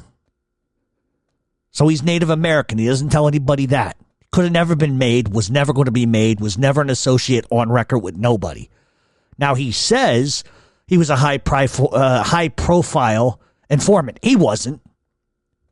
He wasn't. He wasn't involved in anything but fucking B&E and robberies. Living down in Florida and all that fucking nonsense. So all this stuff he wants to brag about doing, he hasn't done. Fraud, drugs, guns, breaking and entering. That ain't mafia crimes. Those are stupid knucklehead crimes. And so a part of my problem with all of this is I could give a fuck what he has to say about me because he's a fucking nobody and a nothing. He could threaten to kill me every day of the week, which he's done before anyway, because he makes little fake profiles. And and it's not just me. He attacks hundreds of other people. In fact, I've heard he went to somebody's house with a fucking gun. I have a video with the prick getting chased out of Queens. So he talks about still living in Queens and bouncing around his old fucking neighborhood. It's not true. Because I got a video that says completely otherwise when he was caught in Howard Beach and chased. All you hear is somebody, and I know who the somebody is, but you hear him going, get the fuck out of the neighborhood, you fucking rat, you fucking rat, you fucking rat. And he ran. Big, tough guy. He ran. And so at the end of the day, you can choose to believe whatever he says, but the reality is, even putting him up next to the other fucking jerk-off, the other jerk-off has more street cred than this douchebag could ever hope to have in his life. And so when he says things like, oh, yeah, I lose my fucking temper. Let me do his ways. When I lose my temper, I get real mad and I say things. All right, fine. You got a fucking temper problem. Who doesn't? People aren't ratting you out because you got a temper problem. They're ratting you out because you fucking call and threaten to chop somebody's fucking head off over a photo, you stalker weirdo nutcase. And the Fed's got a fucking problem. The Fed's got a big fucking problem because this is the second dipshit, just like J.R. Rubio, couldn't beat up a fly if it landed on his fucking nose. And all they do is threaten people because people tell the fucking truth about them and who they are. He's a jerk-off. A never will be, was never gonna be. and they can't handle facts. Otherwise, why waste your time on me? Why am I carrying so much fucking rent in your stupid fucking head? It's because I'm telling the truth and they know it and they don't like it. Now, he talks shit about Michael Francis. While I'm not a fan of Michael Francis in any stretch of the fucking imagination, one thing I can tell you is this. Michael was a capo. Michael was a made guy, something Gene and that other dipshit will never fucking be, ever. He made more money than they could only dream about. Okay, now is it true that Michael talked? Yeah, absolutely. So I'm not saying he's any better, because rats are rats are rats. But he says he knows this information because he's a street guy. You talk to anybody in Howard Beach, they tell you all about who Gene was, a junkie who broke into fucking homes and robbed old ladies. That's all he was capable of. Then he tries to say, oh, all we did was we robbed fucking mob guys' houses. If that were truly the case, don't you think little Jeannie would have woken up on a fucking slab with 7 shots to his fucking torso? I don't buy any of it. I've never bought any of it. He's a little fucking piece of shit, gangster wannabe, who got enough information about people around him to just tell on him. And these people never fucking tell on nobody just of their own volition. It's always after the fact, after they get caught. The neighborhood didn't even want him back. When he first got out, he went back to the neighborhood, but that didn't last long because he got fucking chased. He don't want nobody knowing that. So I'm largely assuming that he's pissed with me because I put that out. It's just the truth. He has invited me multiple times to meet him places. And I'm not stupid. Because let me explain something to all of you who just don't understand this. They're not going to want to meet you out there to fight with you, to see if you're going to talk shit to him, because I would. And I think his little butt buddy there knows I would. I'm not afraid of anybody. But they want you to say something back to them so they can turn you into the feds. The minute you fucking say a word to them, which is why I don't respond to it, they go running to their FBI handler and they can't tell quick enough. With these guys, everything that they say, always believe the opposite of. That's how easy it is to figure them the fuck out. People telling on him has got nothing to do with them wanting him in jail. It's because he does stupid shit and puts himself in that situation. And it looks like the feds are getting a little sick and fucking tired of these guys running their mouths and making up lies all over YouTube. How is he even hanging around convicted felons anyway? He's still on paperwork. But I guess you get special permission to do special things with special people. I guess that's just fucking how it works. So at the end of the day, I don't give a fuck what this guy has to say. He's irrelevant. You go on any platforms and you start looking into this guy, everybody makes fun of him. Everybody. Nobody is scared of him. He's nothing but fucking mouth. And believe me, if you're stupid enough to talk shit to him, the FBI is going to knock on your door. Because they're both active informants. And here's the secret. If you're one of these people that wants to run at them, all you got to do to end the conversation is say, all right, well, you're alleging you did this, and this. Release your sentencing minutes. They won't do that because then all their lies come to the fucking front. They're not going to release sentencing minutes because they don't want people to know they were never nothing in that life. Nothing. They were nothing. Nobody in New York is running scared of Gene Borello. That's just the truth. Just the audacity of, oh, I'm in my neighborhood all the time. No, you're not. You run.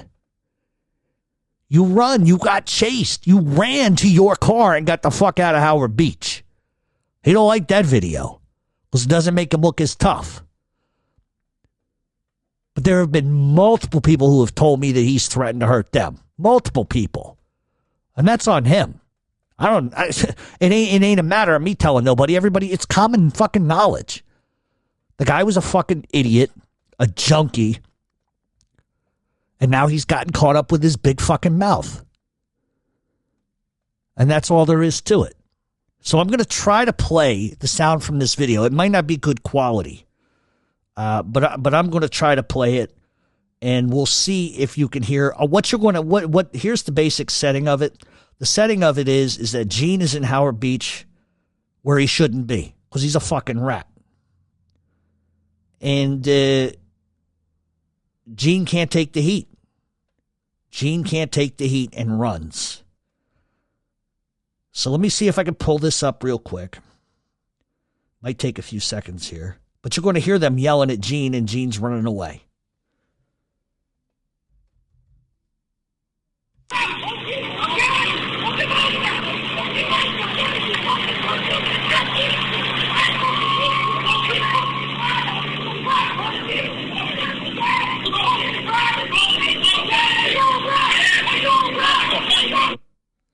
So Gene had every opportunity to be a tough guy there. In his old neighborhood, where he lives, where he doesn't fucking live. And as you heard, you're a fucking rat. Get out of the neighborhood, you fucking rat. He had every fucking opportunity to turn around and be a fucking man right then and there. But what did he do? He ran while holding a knife.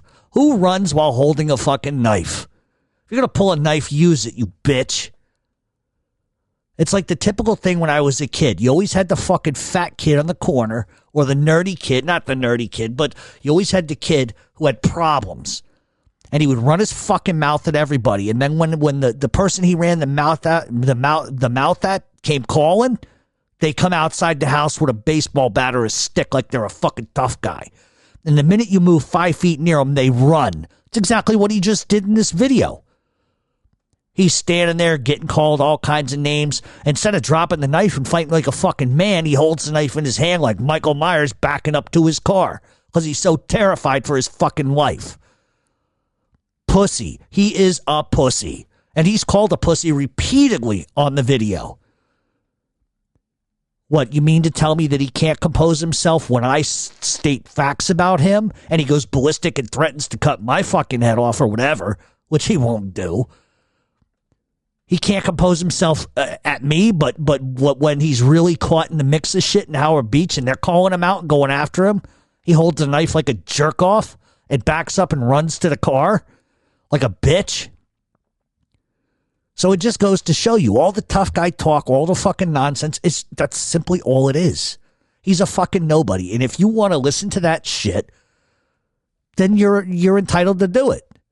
But I'm telling you, the guy is nothing. Never will be nothing, is not nothing. He just broke into fucking houses, robbed old ladies, and did drugs. He tells this funny story about, I fired off a gun, and I got arrested for firing off a gun into the air. No, he didn't. That's all a lie, too. Because just like he fucking said, and he has said repeatedly in videos, well, anything you do or you're accused of, the FBI investigates. Really? How come that isn't written down, you fuck? Because it's a lie. The mere fact that he even suggests that the FBI doesn't lie, they're incapable of being untruthful, shows you just how fucking A, stupid he is, and B, how he is the personification of a scumbag, rat, donkey-toothed, melanoma head fuck. And I don't really give a fuck what he says, and I know that people that listen to my show are somehow going to smuggle this to him, and I don't give a fuck. Because whatever I'm saying now, I would fucking say to him. I don't back up for nobody, but he's a fucking rat, a fucking nothing, who's trying to cash in on his notoriety that he thinks he has. This is not a guy that was an associated member. This was a jerk-off corner store punk who did meet some people and then got enough to rat them all out because that's what he was born to be, a fucking government witness and a fucking rat. He's got the education level of a fucking 3-year-old, can't color into the fucking lines of a coloring book, sniffed glue way too long, and he wants you to think he's John Gotti when all he did was rob houses. How many houses do you think John Gotti broke into? How desperate do you think Gotti was? You think Ronnie G. Alonzo broke into houses? I don't. And then he said horrible, awful shit about Vinny Asaro all over the place. But let me tell you something about Vinny Asaro. He wouldn't say that shit to him because they have the comfort and the protection of the FBI. If they didn't believe me, they wouldn't say a fucking word. And this idea that the mafia is soft And, oh, all they do is talk shit. They would never do anything to me. Okay, motherfucker, go to Howard Beach, move into a house, and see how long it takes for somebody to put a fucking screwdriver up your ass. It's very easy to say the mafia is soft and nobody would do a fucking thing to you when you don't even live in the area. When the government holds your hands to go to the park so you can stare at kids or whatever the fuck it is you do. You jerk off. So fuck him and anybody that smells or looks like him, you junkie. There is nothing lower than anything than a rat junkie prick. And that's what you are. You're a junkie. Junkie Gene.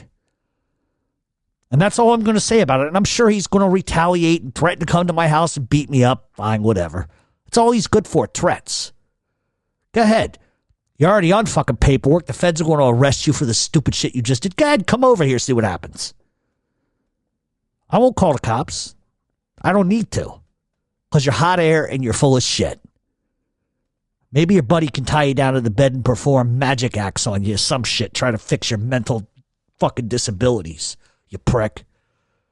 Is going to sound a little bit nuts. It's about Super Mario Kart. Now, I don't know everybody's age, but let's see. If I'm 43, almost 44. I think it was Nintendo 64 was it, right? Yeah. So...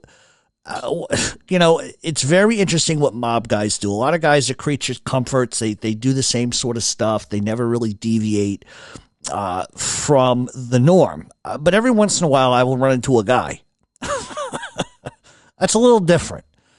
So let me just set sort of the mood here. So I go to a couple of different social clubs. I'm not going to tell you which one or where it is or whatever, because I don't want anybody to know who it's affiliated with if that were the case. There is a guy by the name of Dracula. That is his nickname. No, it's not Dracula Guglielmetti from the DeMeo crew. This guy's nickname is Dracula, and a lot of the reasons why he gets the nickname Dracula is because he doesn't come out during the day, and he only comes out at night. He slicks his hair back. He's balding. He has blonde hair, which is very strange, and blue eyes, but he's a fucking psychopath. Who he is doesn't matter. I'm not going to talk about what his real name is, but he's the type of guy that bounces into the social club about 10 o'clock, 11 o'clock at night when things are getting going. Some guys play cards, some guys are drinking coffee, some guys are talking. This guy likes to come in with a box that contains Nintendo 64 and Super Mario Kart. And he will sit there and he will play and he mutters incoherently to himself. He doesn't bother nobody, but everybody's kind of like, oh, Jesus Christ again. Because they could be watching a football game. It doesn't matter. This prick comes in. He goes, I'm playing Mario Kart. Nobody says a fucking word. They groan and moan a little bit. And so, I didn't really know the guy that well, but I started to get him to know him really well. And eventually, if he likes you, he asks you to play Mario Kart. Now, little did I know at the fucking time that it was going to go from a friendly game of Mario Kart to gambling. But that's just kind of how things sort of operate. And so eventually he asked me to play, there's a whole angle to how this guy goes about it. Oh, you ever played before? Well, yeah, I'm 43. So yeah, I probably played. Oh, you any good? Nah, I'm all right. Because already, he's sort of he's probing to see if you're any good because he doesn't want to lose to nobody, but that's how he suckers you in like a pool player. Like Cool Hand Luke, but without the cool hand. So this guy says to me, come on, let's play. And so we play and, he waxes me like crazy repeatedly. And he mutters incoherently. He hates all the characters. And first of all, I think he plays Luigi. Nobody can play Luigi but him. Only him. So if you like to play Luigi going into that game, you might as well fucking forget it. Whatever you do, don't pick Princess Toadstool because he really fucking doesn't like her either. And he has this whole thing about Yoshi being a homosexual. So I don't fucking know. But at any rate, I sit down, we play. He says, why don't we play for $100? And I'm like, all right, how many races is that? Because it's fucking Mario Kart. It's like a 3-minute game. He's like, all right, 2 races, best of 2. All right, so the first race I go in, blah, blah, blah. I'm throwing the fucking red shells and he's screaming, fuck you, And then something really weird happens like the 3rd lap in. Princess Toadstool, for some reason, doesn't like Dracula. And so she's throwing the red shells. And what starts as a low muttering is like I like to describe it, turns into a full-blown, you fucking cunt, I'll fucking kill you. I'll come to your house and I'll fucking kill you. He goes absolutely fucking ballistic. Absolutely ballistic. So I end up winning the first race, blah, blah, blah. So that's $100 my way. So at the end, he's like, all right, well, let's up it to 250. I was like, all right. So I already know I'm going to lose because I'm not going to beat this guy because the truth is he's a great player. He's a great, phenomenal Mario Kart player. But the thing is you don't beat a guy like that. So basically I'm paying him $250 to just fucking play Mario Kart. I've never paid to play Mario Kart in my life, but this is the kind of guy you lose to. Because you can't just obviously lose. Like, you have to do like some crazy shit, like scratch your hand and you drive fucking your character off the screen. You got to do crazy shit to make it look real. Otherwise, you're going to piss him off.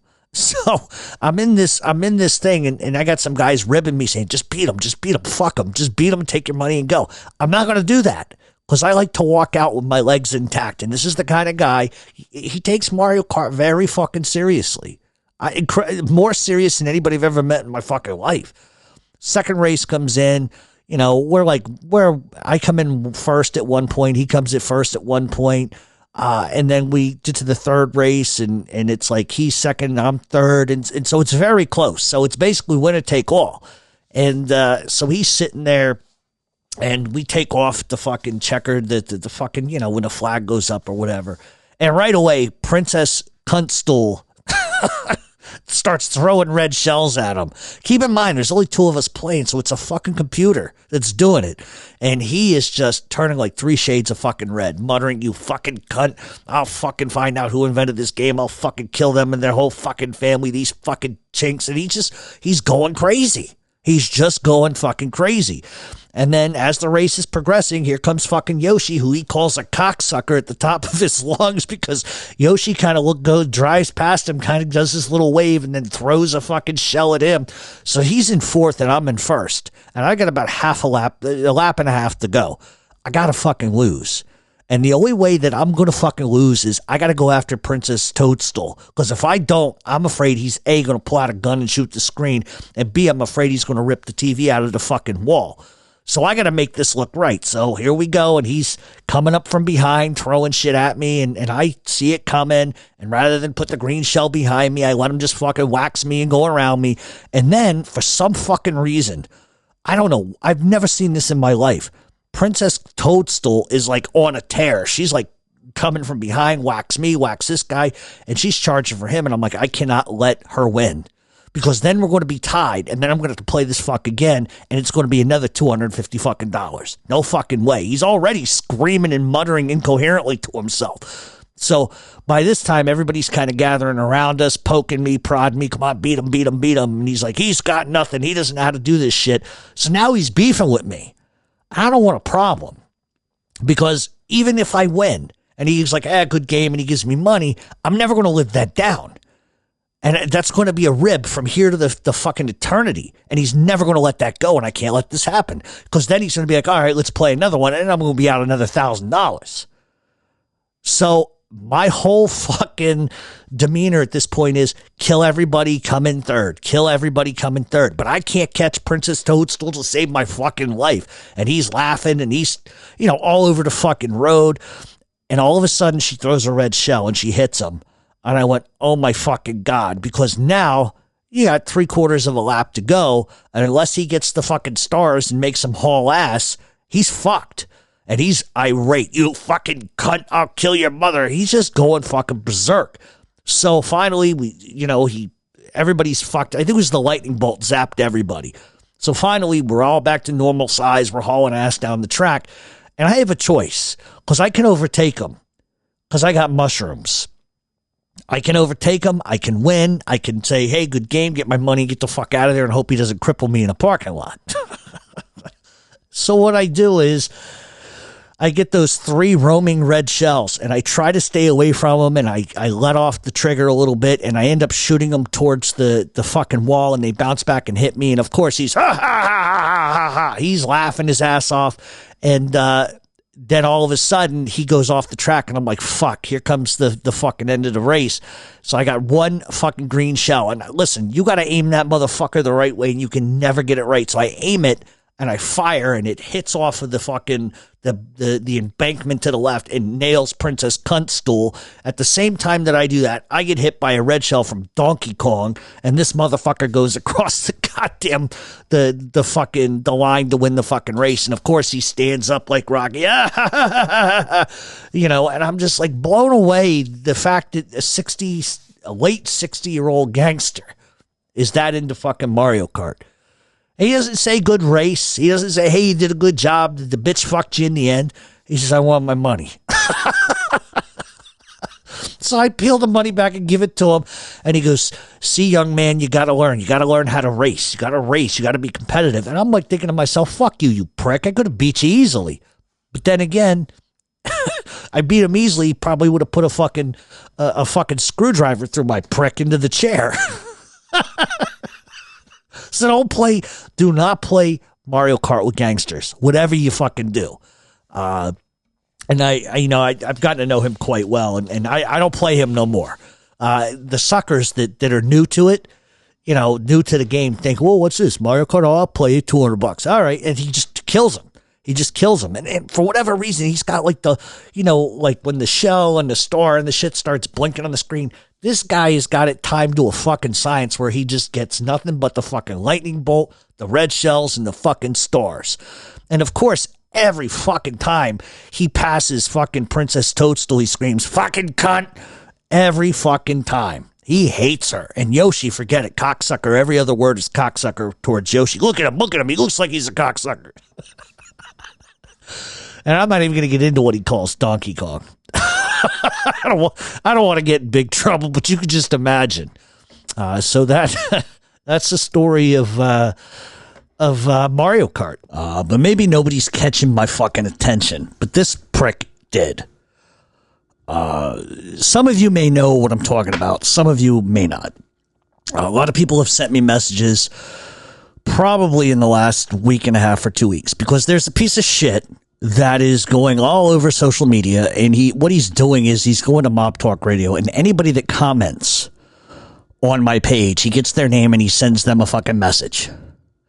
And the message was this, that I'm a federal informant, and I ratted out J.R. Rubio, and I ratted out Gene Borello. This jerk-off's name is Mark Finan, Finan. He's a British loser who, and I don't even know if that's his real fucking name. This is just what he has been perpetuating. He even went so far as to go over to mtrchronicles.com and in the comments section of all my articles keeps dropping this news that I'm a federal informant, blah, blah, blah, blah, blah, and that I caused J.R. Rubio to go to prison, which he didn't. And I am the one responsible for Gene Borello going back to prison, which I'm not responsible for, and that I should stop being an informant and that I should let these guys live their lives because they're trying to change their lives.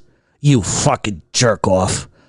First of all, and I'm not even going to explode because this is how stupid these people are. First of all, this is a guy who defends another rat nonstop all over social media. So that should tell you something right then and there.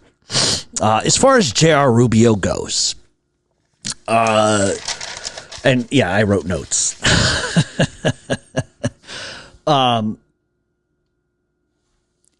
J.R. Rubio got himself in trouble. He got himself in trouble because he went on a podcast. He got himself in trouble because he lied to the federal judge overseeing that case, Judge Sullivan. One of the things that got him really in trouble was the fact that he lied and said he had permission to be on the show. One of the parts of his rat agreement was that he would not associate with known criminals. How is that my fault he did that? How am I responsible for him being on social media flashing money and bragging about having 10 cars when he hasn't paid a dime of his restitution back to the federal government.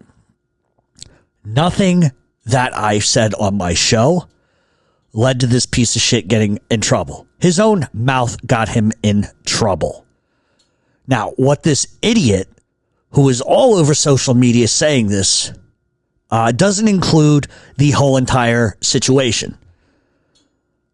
And so what I'm going to do is explain exactly what happened in this situation. Other than J.R. Rubio going on a show saying he, the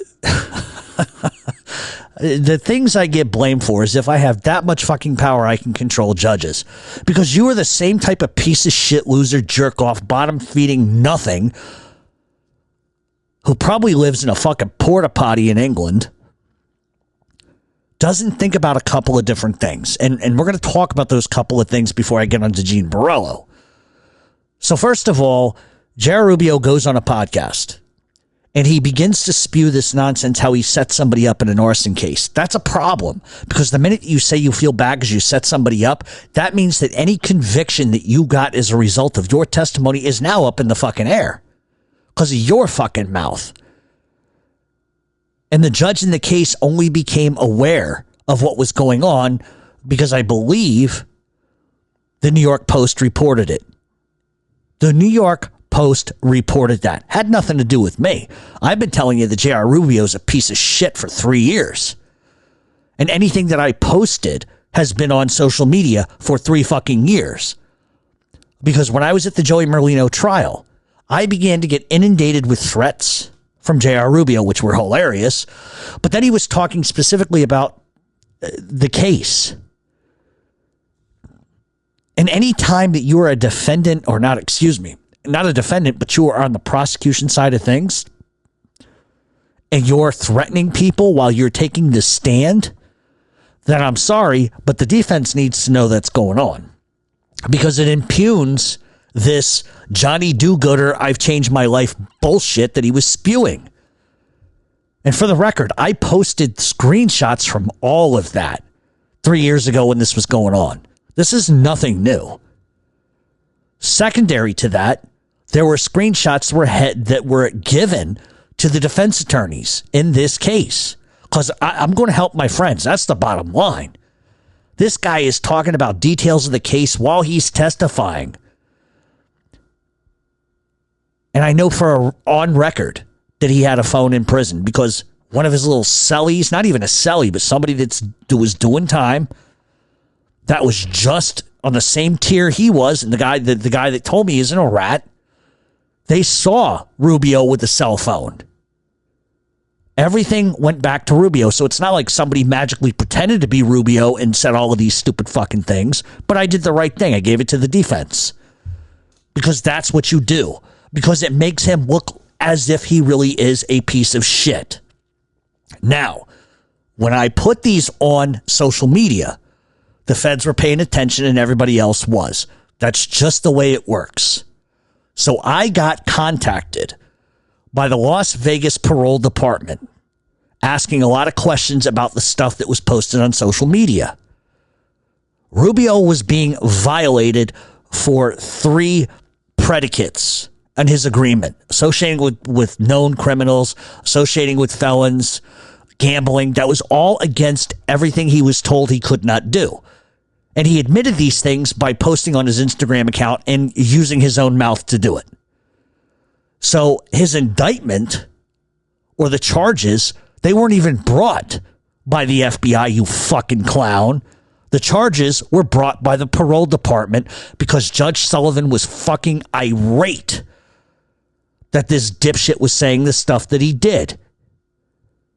Sullivan was pissed because Sullivan saw this as Rubio got a sweetheart deal and wouldn't shut his fucking mouth and was pretending to be gangster all over again. So when the parole department reached out to me asking for specifics about the stuff I posted, I wrote an email because that's what they asked me to do. And in this email, which was a letter, was handed not only to Judge Sullivan, but the parole department too. And I informed them that Rubio pulled this shit at the Joey Merlino trial. And I wasn't the only one that did it. There were other people that did that. So to say that I was working for the federal government is a little stupid. Because if anything, I made them look fucking atrocious. And if this piece of shit had any fucking intelligence, instead of posting copies to his Pacer case, why don't you show the whole Pacer case, Finnan, you little fuck? Show the whole case. Show where Judge Sullivan says to them about the communication between me and the parole department in Las Vegas. Why don't you show what he said? And you won't do it because it doesn't fit your fucking narrative and it tells the fucking truth. And the truth is, Sullivan didn't give a shit about what Rubio did at the Merlino trial. He made a point to say, if we want to investigate this, we can investigate this. But at the end of the day, he's here on violations that I've seen him do. So nothing that I said to the parole department led to any problem Rubio ever had.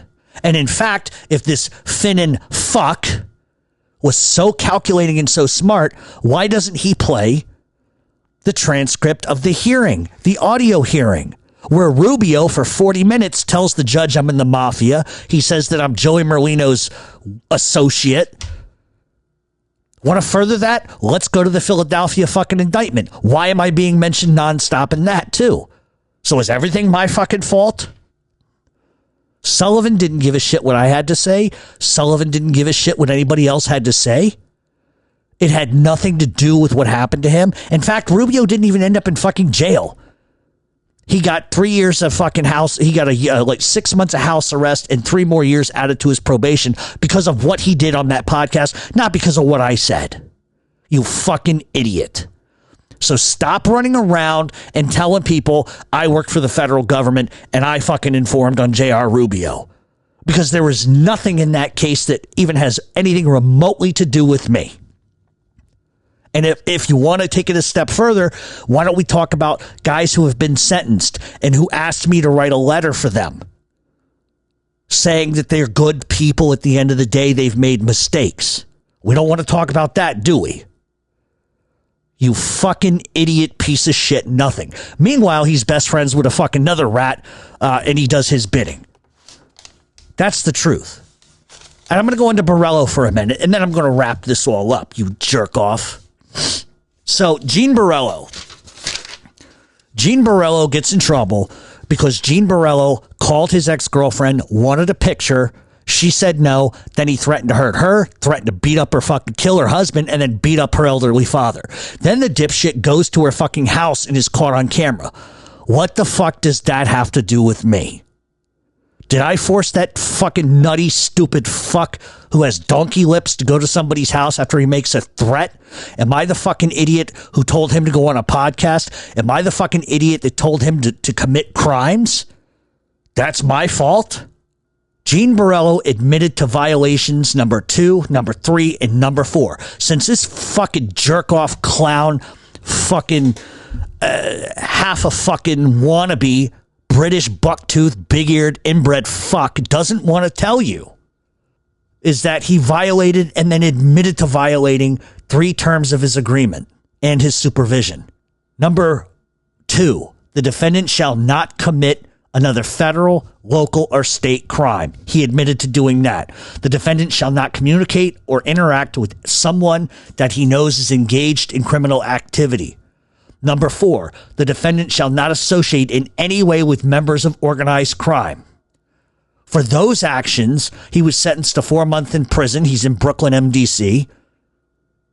And he was given 3 more years of supervised release after the fact. I believe a year of that after he gets out is going to be under house arrest. How does that have anything to do with me? So let's look at Gene's special conditions really quick. It's important. He has to maintain full-time employment, which he hasn't done since he got out. He cannot associate with any person by mail, email, telephone, or anything. Excuse me. With anybody that has any affiliation with organized crime groups or any criminal enterprise. He has to turn over all his phones, all his computers for parole to do a search. He cannot contact the victims. He must undergo mental health assessments, and he has to take medication. For 6 months after his release, he has to wear a GPS. He's not allowed to participate on any podcasts or any internet shows. He's banned from using Instagram for 1 year after his release from prison. He cannot own he can only own one internet device, which will be monitored by the parole department. And that's because he threatened multiple people. He threatened me all the time, but I didn't give a shit. There were other people that he was threatening that people saw on Instagram. He's banned from Howard Beach. He is to have no contact with any individual whose name is put on a list which was already provided to him. Let's look at Rubio. Violation on 1, 2, and 3 he pled guilty to. Failure to fully answer inquiries of a U.S. probation officer in communication with convicted felons, and for participating in an audio-visual podcast with convicted felons. He was given supervised release, 2 years per violation, 6 months house arrest, and an $80,000 fine. What the fuck does any of this have to do with me? Last time I checked, I didn't make these cocksuckers go on a fucking podcast. Nothing I said, nothing I've done has done anything but help my friends who they ratted against. And this piece of shit, jerk-off, bucktooth, inbred, hillbilly, queen-loving fuck isn't going to tell you the whole story. And I could give a fuck what he has to say. He's a jerk-off. He doesn't say it to me. He just goes in all these little chat rooms. Ooh, look at this. Look at this. And it's all a lie because he doesn't post the whole thing. He wants to make it look a certain way. But because he says I'm a federal informant, let's talk about something else. Number one, in 18, Joey Merlino, Phil Narducci gets indicted. We all know that because we've talked about it, right? Why is it that the FBI came after me? If I work for Team Fed, why did the FBI come after me? Why did they sign a fucking warrant for search and seizure in my house to take all of my telephonic and electronic devices? Why did they do that? Hell, if I'm on Team Fed and I'm getting a paycheck, they don't need to come get nothing from me. I'm gladly handed the fuck in. They signed a warrant to do that because they said I acted complicit in outing a federal informant. Oh, you're right, because somebody that works for the FBI would do that. Fucking idiot. You want me to keep further pushing into that? Why would I continue to defend my friends, putting myself at great risk, both financially, professionally, and criminally? It's just so fucking stupid. He blames me entirely for what's happened to Gene Borrello. I've had no communication with Gene Borrello. He did this to himself. J.R. Rubio did this to himself. Nothing I said, did, or thought, or felt was going to sway any judge, you dumb fuck. If I had that power, Joey Merlino never would have went to fucking prison, you jerk off. But his whole antithesis is that they're trying to change their lives. And in Britain, I would be known as a rat because I don't fall in line with that sort of mantra. Fuck you. You probably live in your mother's basement jerking off to cat porn. You fucking stupid, filthy prick. And I'm going to tell you another thing. What you do on the internet, you just play Beatles videos. That's not too inventive. You take somebody else's fucking work and you try to make a profit off of it. And then you're going to go on all these little group pages and say, oh, Jeff Canarsi's a federal rat. Because of him, J.R. Rubio and Gene Borrello are in jail. No. Try again, you fucking idiot. All I do is defend my friends. I'm the only fucking person on planet Earth that has a podcast that defends my friends. And you're friends with all of them. You know why? Because I checked. You're friends with every single rat there is. That makes you a piece of shit. That makes you a cancer. That makes you a fucking jerk off. Because they talk to you. What do they make you feel tough, Mark? They make you feel like a tough guy. You're real tough sitting across the fucking Atlantic Ocean running your dick licker at me. Because you don't say it to me. You just say it about me. Because I guarantee you, if you were here, you wouldn't say any of that shit. You fucking jerk. And be honest. If you're going to tell a lie, tell a good lie. Make it at least believable. Because everybody you fucking message, guess what they did? They asked me, and I sent them all the files. Then they came back to me, and guess what they said? Oh, that guy's a lying sack of shit. Well, duh, of course. I have nothing to hide. I'm the only person that's vocal about rats being a piece of shit. But because you want to go down on them, because you want to sleep in a bed with them and have them run their fingers through your mongoloid head, making you feel fucking special, you ride the short bus, don't you, Mark? Bet you do. They even have the short bus in London. Wherever the fuck you're from. If that's even your real name or that's even really where you're from. So at the end of the day, this is the prime target I talk about every week when I say, don't love the rats. Because these are the people that do, and then they defame you and character assassinate you, and they don't even do it with facts. They take a fact and then they try to warp it. And so at the end of the day, nothing I said, nothing I did hurt nobody. All I have ever done, all I will continue to do, is defend my friends. And another thing, you fucking piece of shit, you think that I didn't talk to people on the streets before I even engaged with fucking the Las Vegas parole? You want that email? I'll send you the fucking emails where the parole officer's asking me things. And what I said, I'll put it out publicly. I've got nothing to hide. But here's the thing, Marky Mark and the fucked up bunch, is that I talked to people on the streets before I ever did that. I told them they contacted me. I told them I was going to respond. And they said, go ahead, but you're going to leave it at that. So to say that I work for the federal government and that I testified against these guys, that's not true. And I cleared it with the streets. You live on the fucking streets, and I cleared it with the streets. That's the fucking difference, you fucking cow fucker. Ooh, motherfucker. And I suggest you find a hobby that has some truth in it besides jerking yourself off the old Beatles videos. Must be really sad sitting in your parents' flat in their basement, living off everyone else's accolades because you have none. You have none. You have zero accountability. You have zero intelligence, and you're just another pawn in a rat's fucking hand who's jerking you off and you're happy about it. So for those that have gotten inundated with this loser's fucking messages, just ignore it. Because that's all these people do. They can't fucking out hustle me. That's straight up motherfucking fact. They can't out hustle me in the streets. They can't do what I do on the radio. So all they're really capable of is listening to what rats tell them and then attacking me because the rats are fucking pussies. And they won't come to me and say that shit. They won't come to me and say that shit. All this shit they talk, oh, I see them, it's on site. Motherfucker, you seen me twice. We passed in the street. You didn't say a fucking word to me then. That's the problem with social media. That's the problem with the rat lovers. This is what they do. They make shit up. And I don't have to defend myself because it's so stupid. But sometimes you have to make a fucking idiot and a fucking inbred asshole famous. And that's what I've just done. Despite my better judgment, I've just made this fucker famous. So, Mark, if you're listening, do yourself. And now it's time for a new segment on Mob Talk Radio called Scumbag of the Week.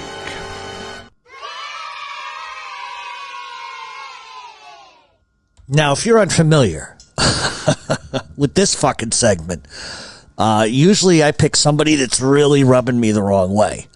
And I got to say before I start this guy doesn't, and I'm not talking about the rat.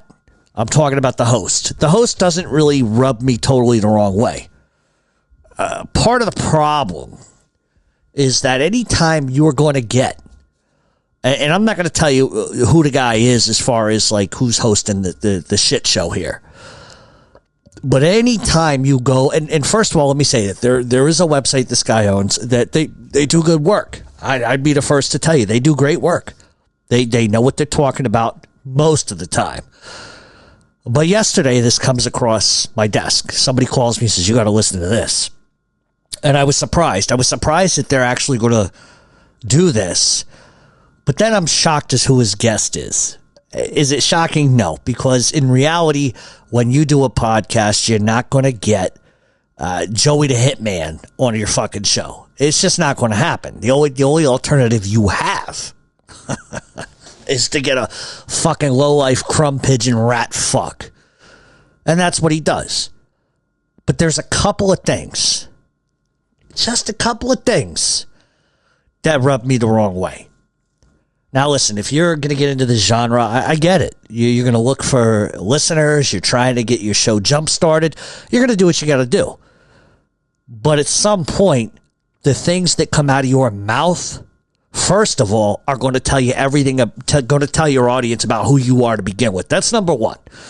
Number two, if you do not do due diligence when you interview people, then they can come on your show and they can fucking lie and lie and lie, and you're too stupid to figure it out.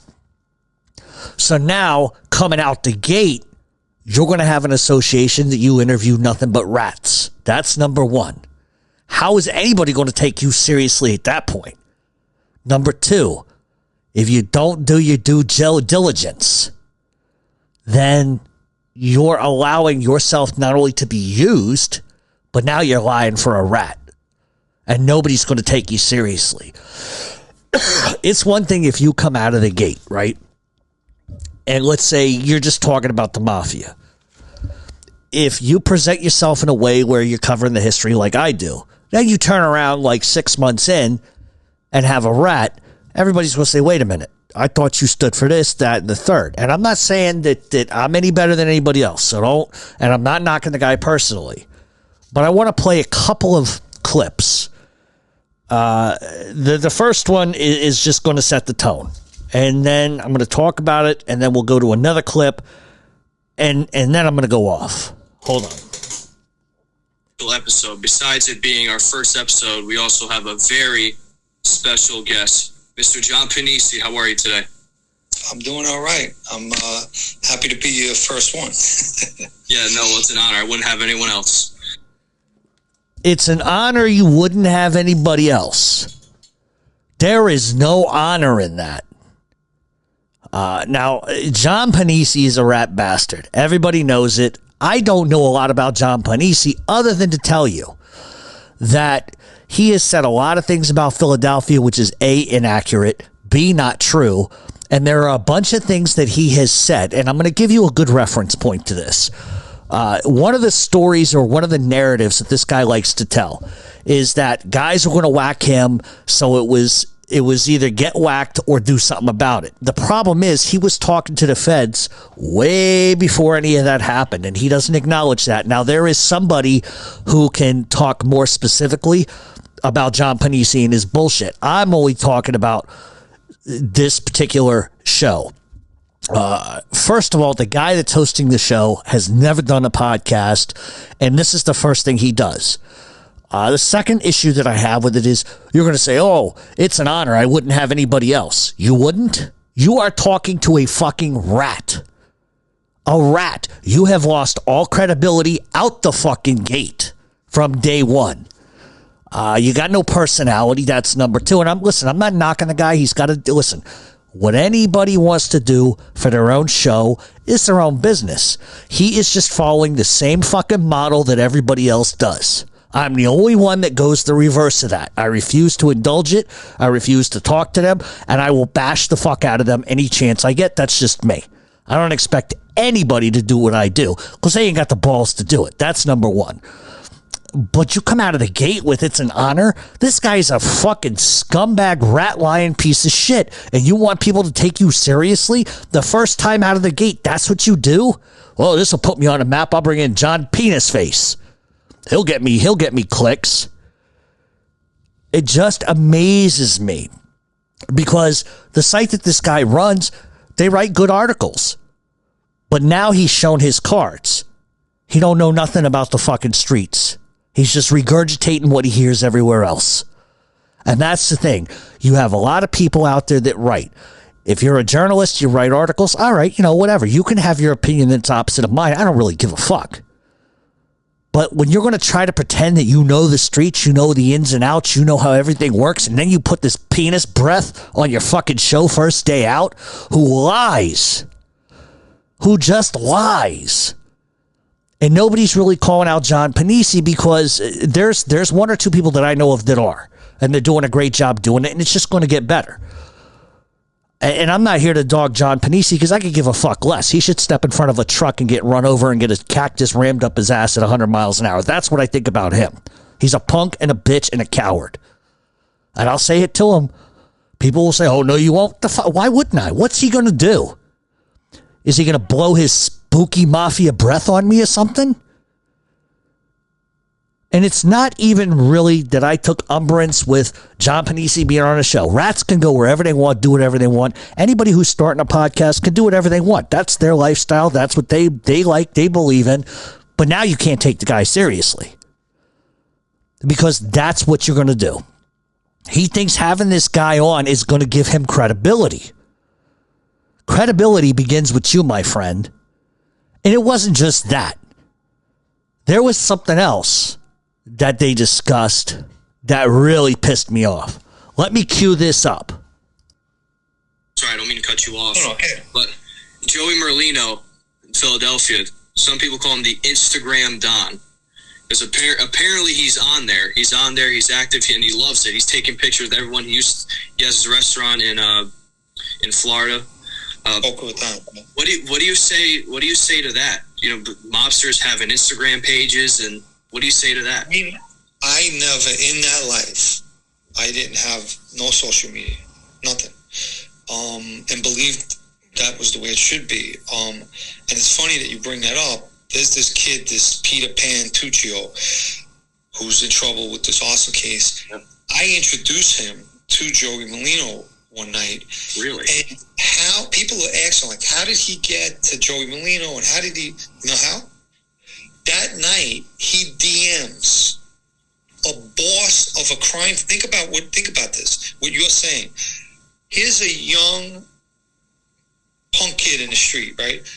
DMing a boss of a crime family in Philadelphia and start corresponding and sending, kidding around, sending pictures. That's how he gets to know him. What? That is a good sign of what I got one better. Do you think Peter Tuccio or any kid like him would be able to DM Carlo Gambino, would be able to, even in Philadelphia, Nicky Scarfo, Tony? Shut up, you fucking rat cunt. So this little jerk off, because that's what this kid is at this point. He's a jerk off. He starts this ebb and flow narrative about Joey Merlino. And you already know I'm going to defend Joey, right? First of all, let me explain a couple of things that are wrong with what he said. And this ought to tell you the knowledge and intelligence this little bastard has.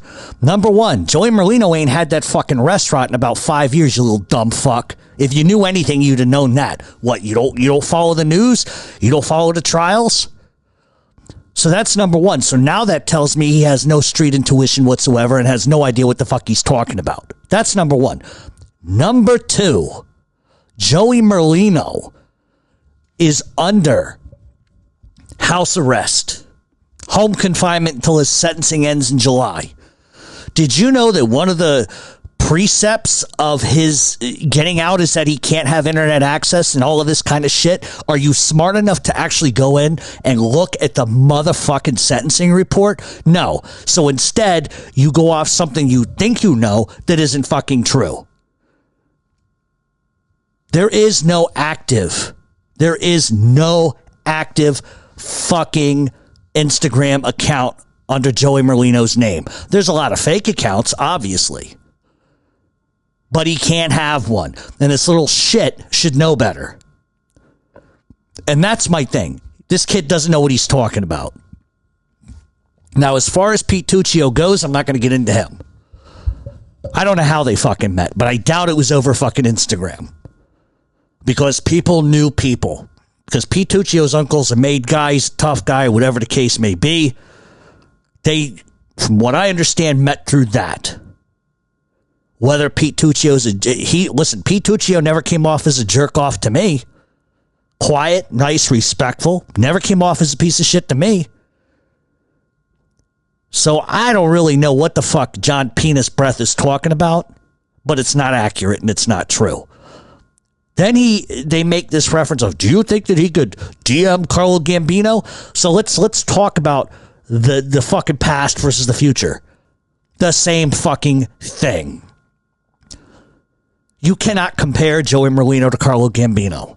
Two different guys, two different eras, two different time periods, two different states, two different families.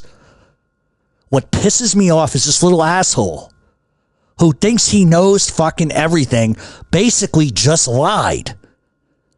Because if you don't know the information and you put out the wrong information, that tells me everything I ever fucking needed to know about you. One, you're not fucking bright. You're not intelligent. Number two, every fact that you spit out of your fucking dick-licking mouth is wrong.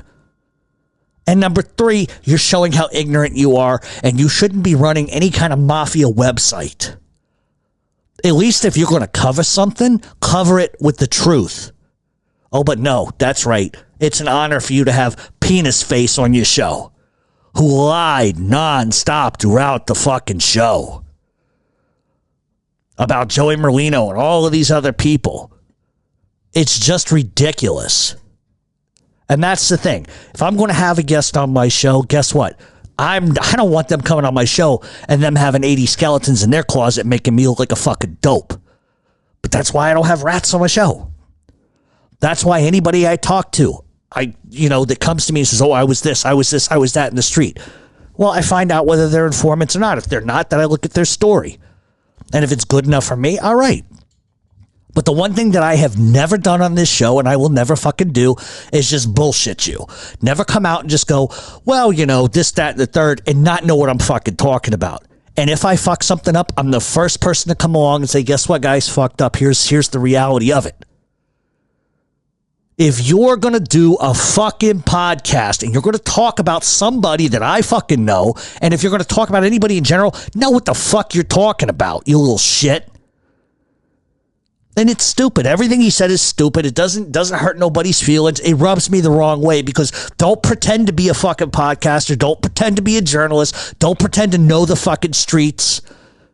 Looking like a fucking 80s teen bop jerk off with your fucking stupid hair and your pencil thin Mexican mustache and expect me to take you seriously when you put Penis Face on your show. And then you want to try to dog Joey Merlino. You couldn't fucking come near Joey Merlino if your life depended on it. You met Joey Merlino, you'd shit your fucking pants and come at the same time. You fucking little weasel.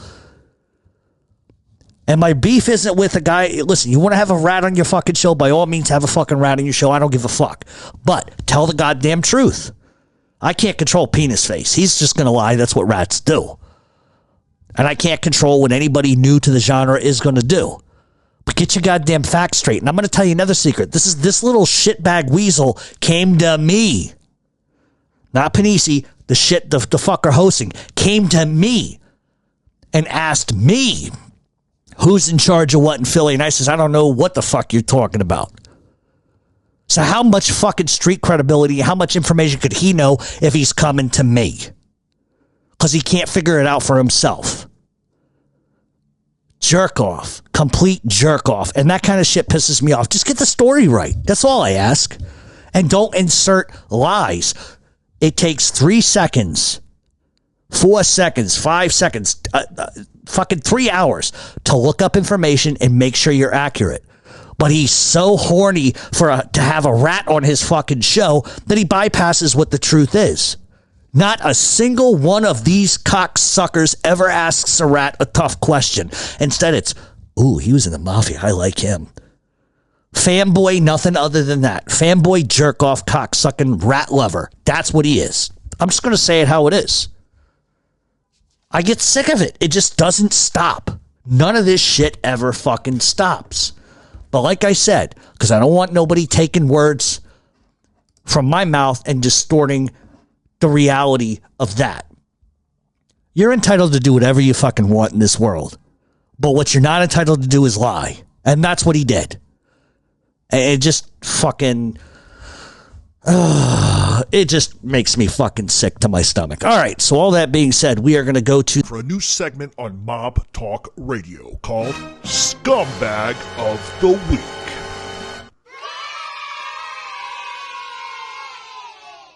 If you are unfamiliar with what this portion of the show is, this is Scumbag of the Week. And every once in a while, I get to bug up my ass. Well, I get to bug up my ass all the time. But sometimes I just come across stuff that just drives me nuts. And there's two portions to this, and I'm going to try to keep this under like 15 minutes. Because some of this is the shit that I bitch about all the time. So the first thing I want to talk about is the fucking rats, okay? One of the things that I see, and I don't listen to what they say. I don't ingest or I don't even go around it unless somebody sends me something and says, you should really listen to this. This is completely bullshit. I'm going to tell you the truth. I have listened to each one of the ones that are out there right now just because, first of all, they're competition, right? And so you always want to see what they're talking about. I have not heard a single shred of truth come from any of them. Not from any of them. And what makes me perhaps sick is, first of all, they have a platform and they shouldn't. That's number one. They're rats. Nobody will fucking talk to them worth a fuck. Nobody will hang out with them. So all they have is each other. And all they do is fight with each other. No, I was a bigger rat than you. And this is what they do. But what I think drives me fucking nuts isn't so much the fact that they're there. There's nothing I can do about it. The feds are going to let them do whatever the fuck they want. They're all still active informants. I don't give a fuck what anybody says, with the exception of one. But it's the adulation and the comments that I see. And I've seen some names from my show on those comments.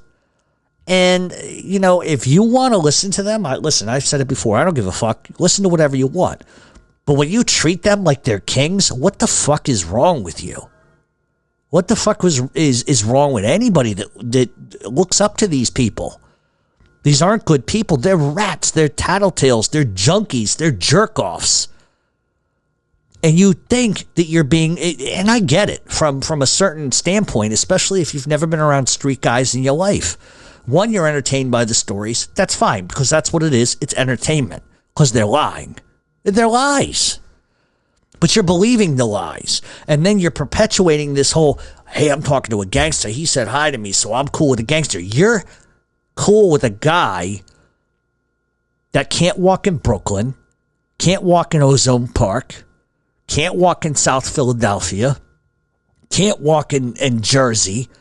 They can't go anywhere because they will get the fucking shit kicked out of them, or they'll get shot and killed.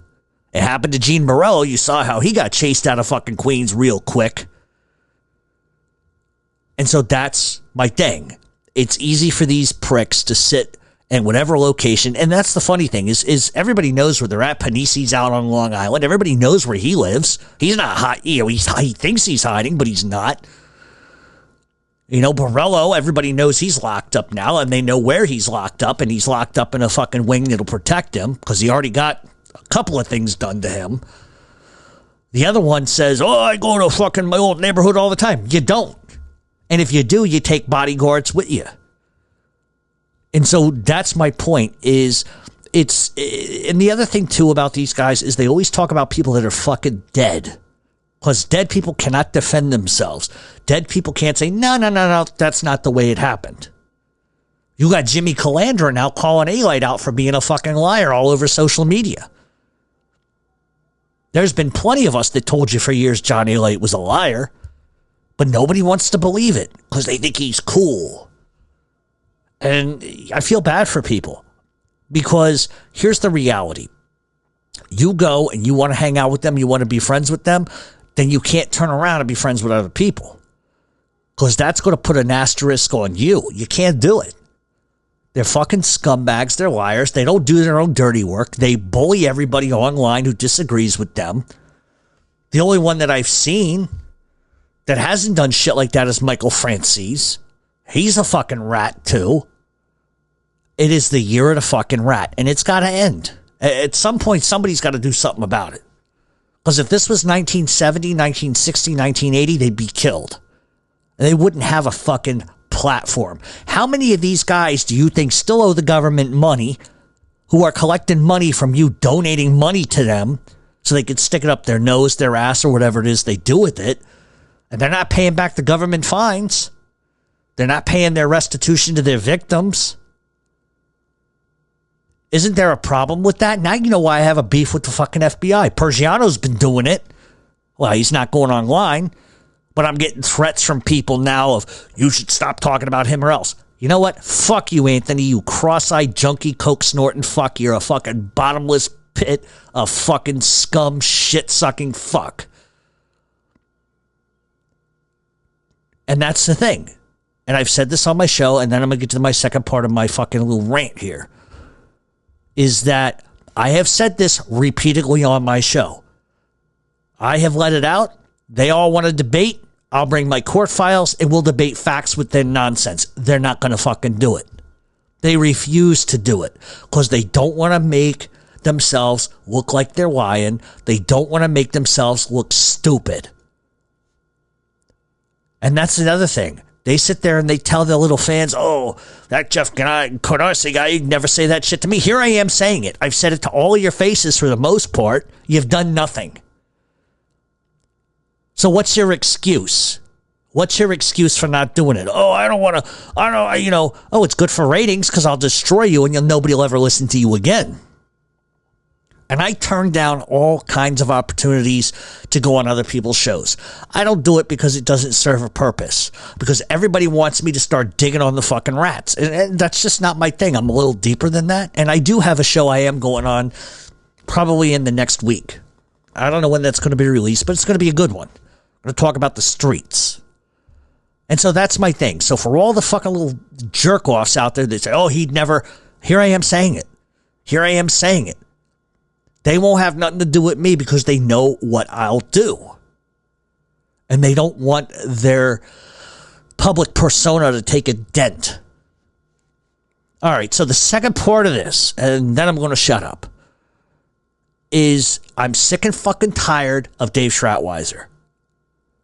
And yeah, I know it's a broken fucking record. It has been for a long fucking time.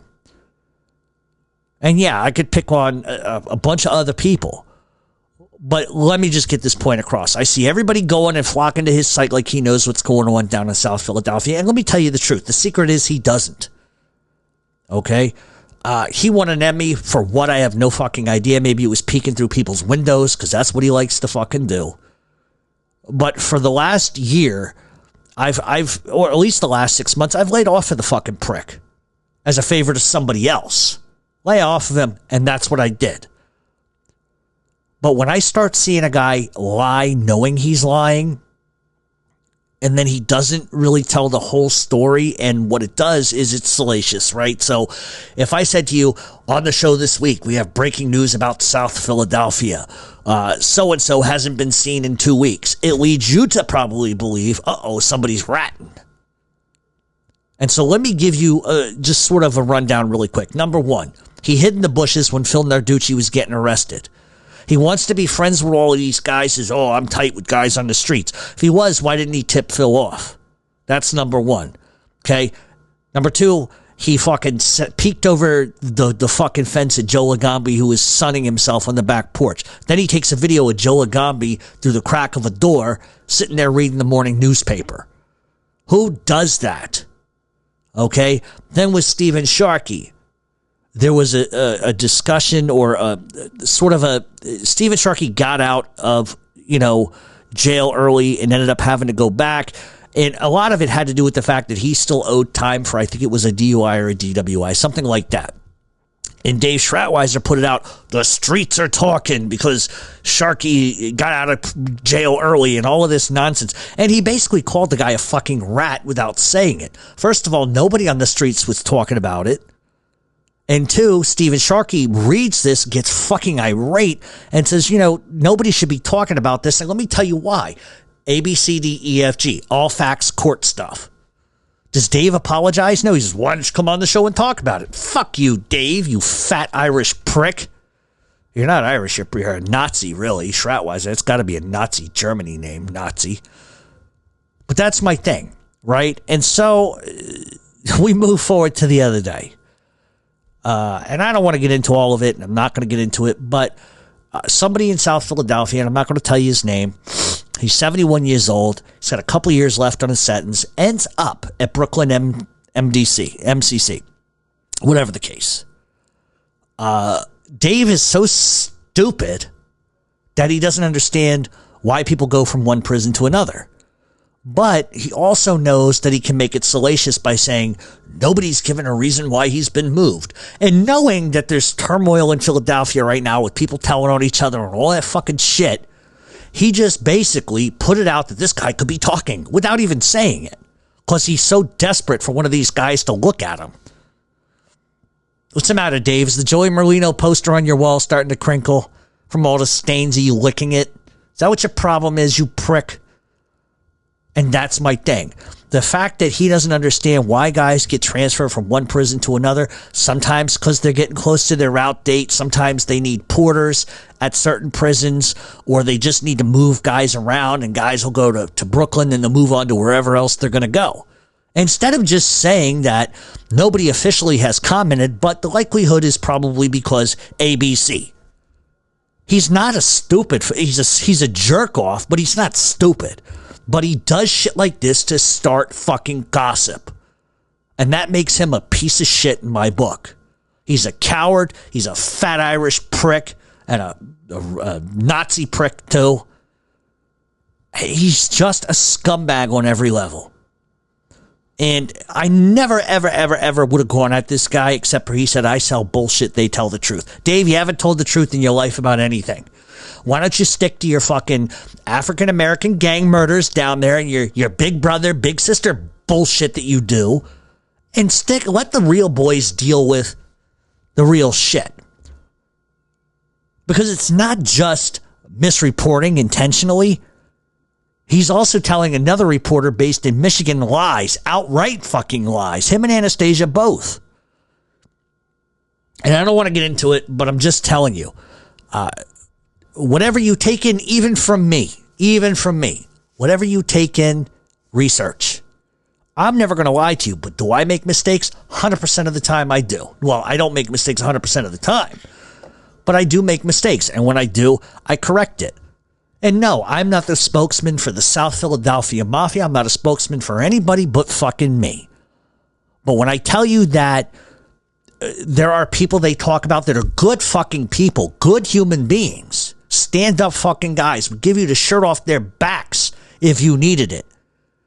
But yet they want to make them like the fucking Dracula or the Wolfman or Frankenstein or whatever the fuck, the creature of the Black Lagoon. They want to make these guys look like that. Then they try and go kiss their ass.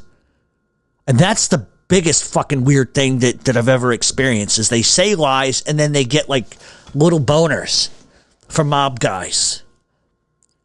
And, you know, I get it from a lot of different perspectives. You try to be nice to the press because that's what you do and they won't say nothing bad about you. Me, I'd slap the prick across the fucking face. Because I guarantee you, put money on this, the next fucking time I'm there and I see him and he even looks at me, I'm going to give him a what for, like I did when he was here in New York and had nothing to say, the stuttering prick. What's he going to say down there? Oh, you're a piece of shit. Let him. I dare him. I don't give a fuck who he is. I'll stick his Emmy up his ass so he has fucking antlers coming out of the sides of his fucking head. Because you know what? If he was just respectful and he just did his, whatever his fucking thing is, which apparently is jerking off and punching the clown in the back of Studio 54 for an hour, then I wouldn't even give a fuck. But I'm from the school of, you know what, you may think you know what I do, blah, blah, blah, but you're going to be respectful and you're going to be nice, you're going to be polite, or I'm going to stick that microphone so far up your ass, you're going to hear echoes from Egypt, you fuck.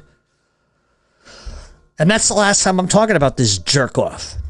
And now it's time for a new segment on Mob Talk Radio called Scumbag of the Week.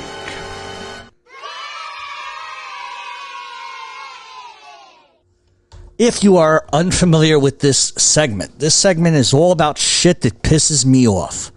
This is about scumbags. I really wasn't going to do this week. In fact, a lot of people, listen, let me just tell you what this is about. And I'm not going to get too detailed. Basically, online, what's happening now is the rats are fighting each other. I'm sure you've seen Jimmy Calandra fighting John Alite. And I'm sure that everybody has seen that online. And I made a very public statement about it. I don't give a fuck about it. I don't listen to this shit. I don't want to be messaged with this shit. I don't want to be tagged in this shit.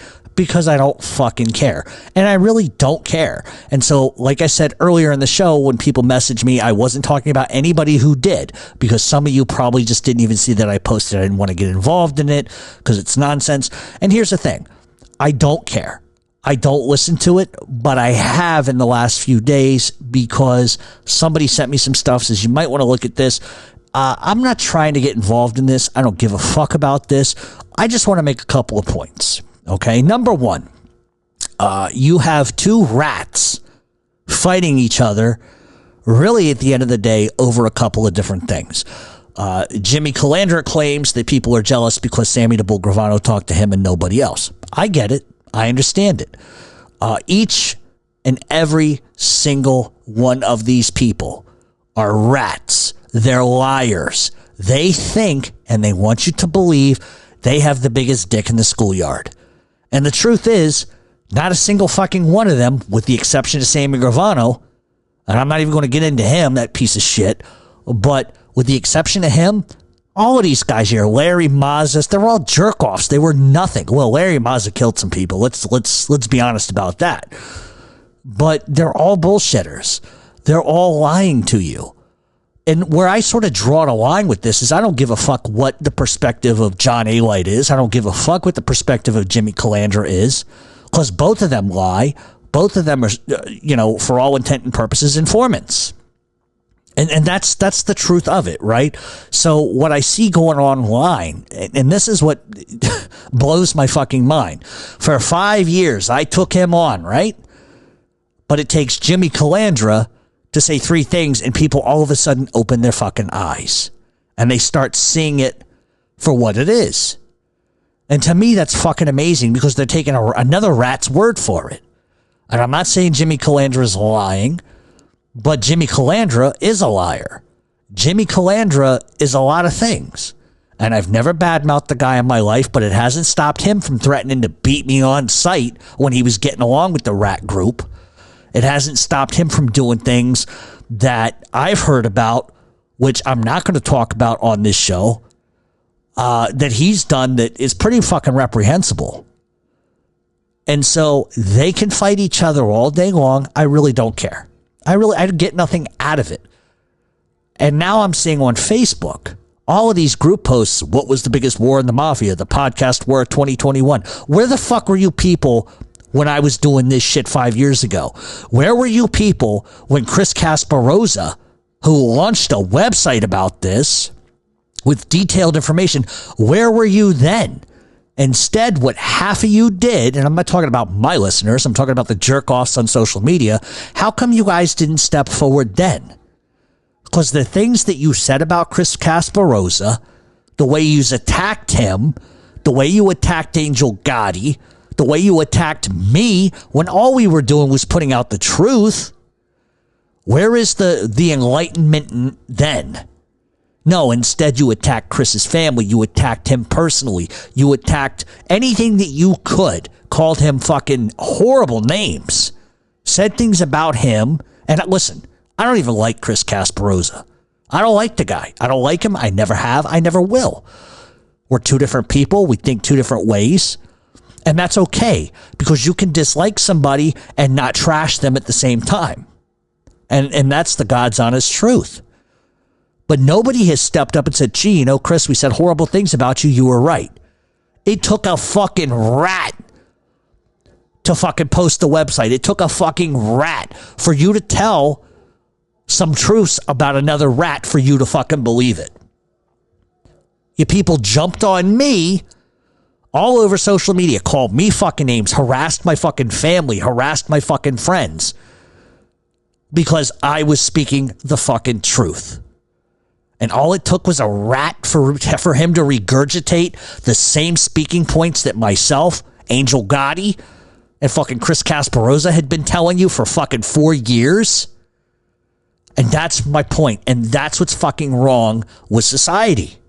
That's what's fucking wrong with everything that I'm seeing now.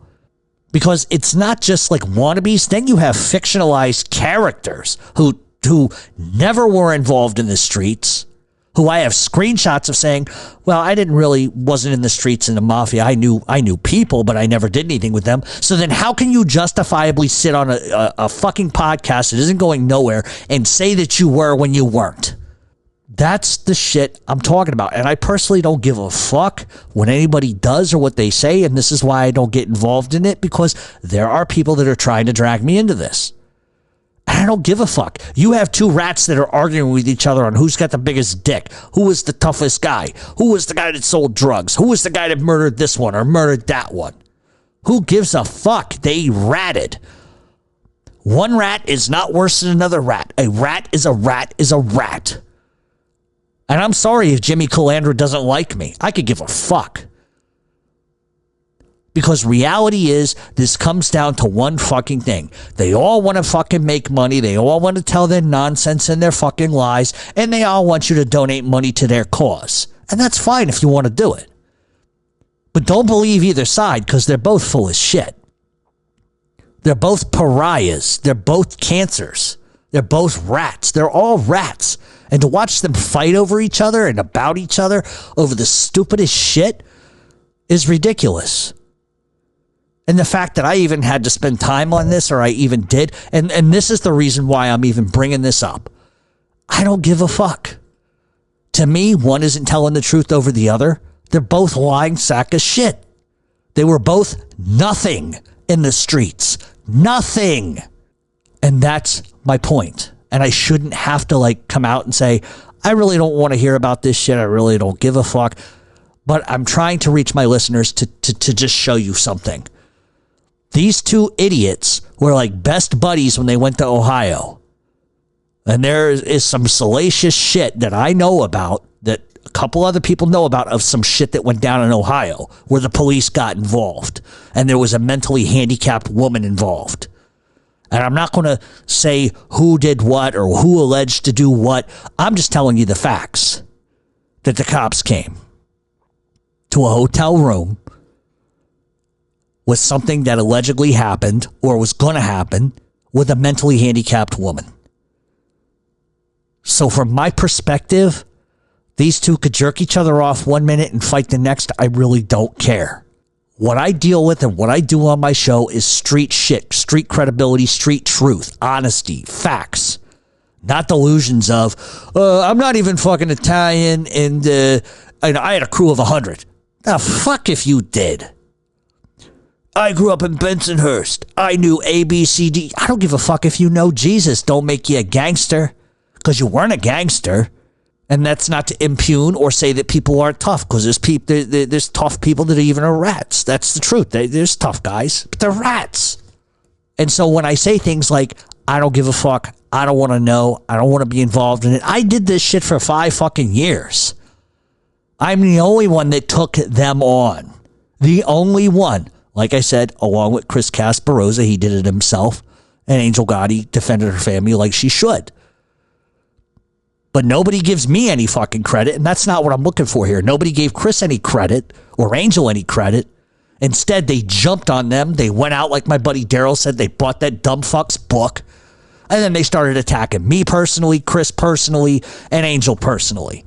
And now I see some of the same names that I know that were fucking saying nasty shit about Chris, me, and Angel, glorifying Jimmy Calandra as a fucking saint. He's fucking Moses. He's going to part the Red Sea and stick it up your ass with truth, because that's the American way, and he's a reformed character.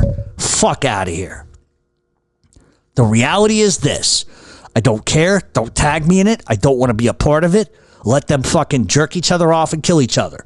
I don't give a fuck what happens to them. They're the scum of the earth. They're bullshitters and they're liars. And if either one of them is stupid enough to drag me into this, believe me, the shit that will come out, that will be the end of them. That will be the end of them. I've never attacked Jimmy Calandra. I've never really attacked him at all. So I don't know what his beef with me is, but it seems like he had an issue with me when he was buddies with the other ones. If you don't want to be called a rat, I understand it. But you have to look in the mirror and you just have to acknowledge, listen, I didn't want to go to prison, so I told on everybody. That's all you got to do. But instead, they want to get mad at me. You'd never say it to me. Come on. But that's reality. You're a rat. Just acknowledge it. Just acknowledge it.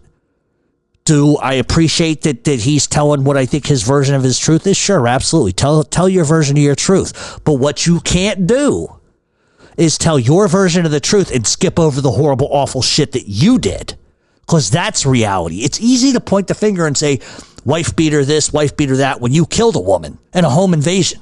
It's easy to say that and forget what you did. And so it's a shit show. It's a complete shit show. I don't give a fuck about any of them. They don't have any fucking talent. They don't have any fucking business acumen. They don't have any fucking intelligence. And all they want is your money telling you bullshit stories.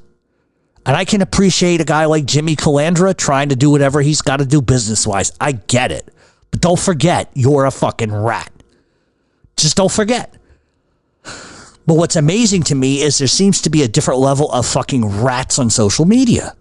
Oh, well, you have Gravano. He's a top-tier rat. Then you have A-Light, who's a mid-tier informant. Then you have Calandra, who's over to the right as an informant. And Larry Mazza. The list, a rat is a rat is a rat is a rat. And the only fucking informant that there is out there that legitimately was in the mafia was Sammy Gravano. That doesn't mean he tells the truth either. And so, like I said in final, I'm not trying to trash nobody. I don't give a fuck. They're not relevant in my life. But when people tag me in shit repeatedly and try to drag me into this, this is how I react. I don't care. I'm moving on. And I know that some of you are going to turn right around and fucking tell somebody I was running my mouth about them. But here's the thing. Why don't you try something different for once and tell them verbatim what the fuck I said and everything that I fucking said? Not some warped, psychotic, stupid version that you think you're hearing. Because I know I've got people that are a part of this show that run back and tell them. I'm not stupid. I'm not stupid. And I'm just going to leave this warning out there. Either one of these motherfuckers comes at me again. And I don't think that that's going to be the case because I'd like to just move on with my life and do my shit.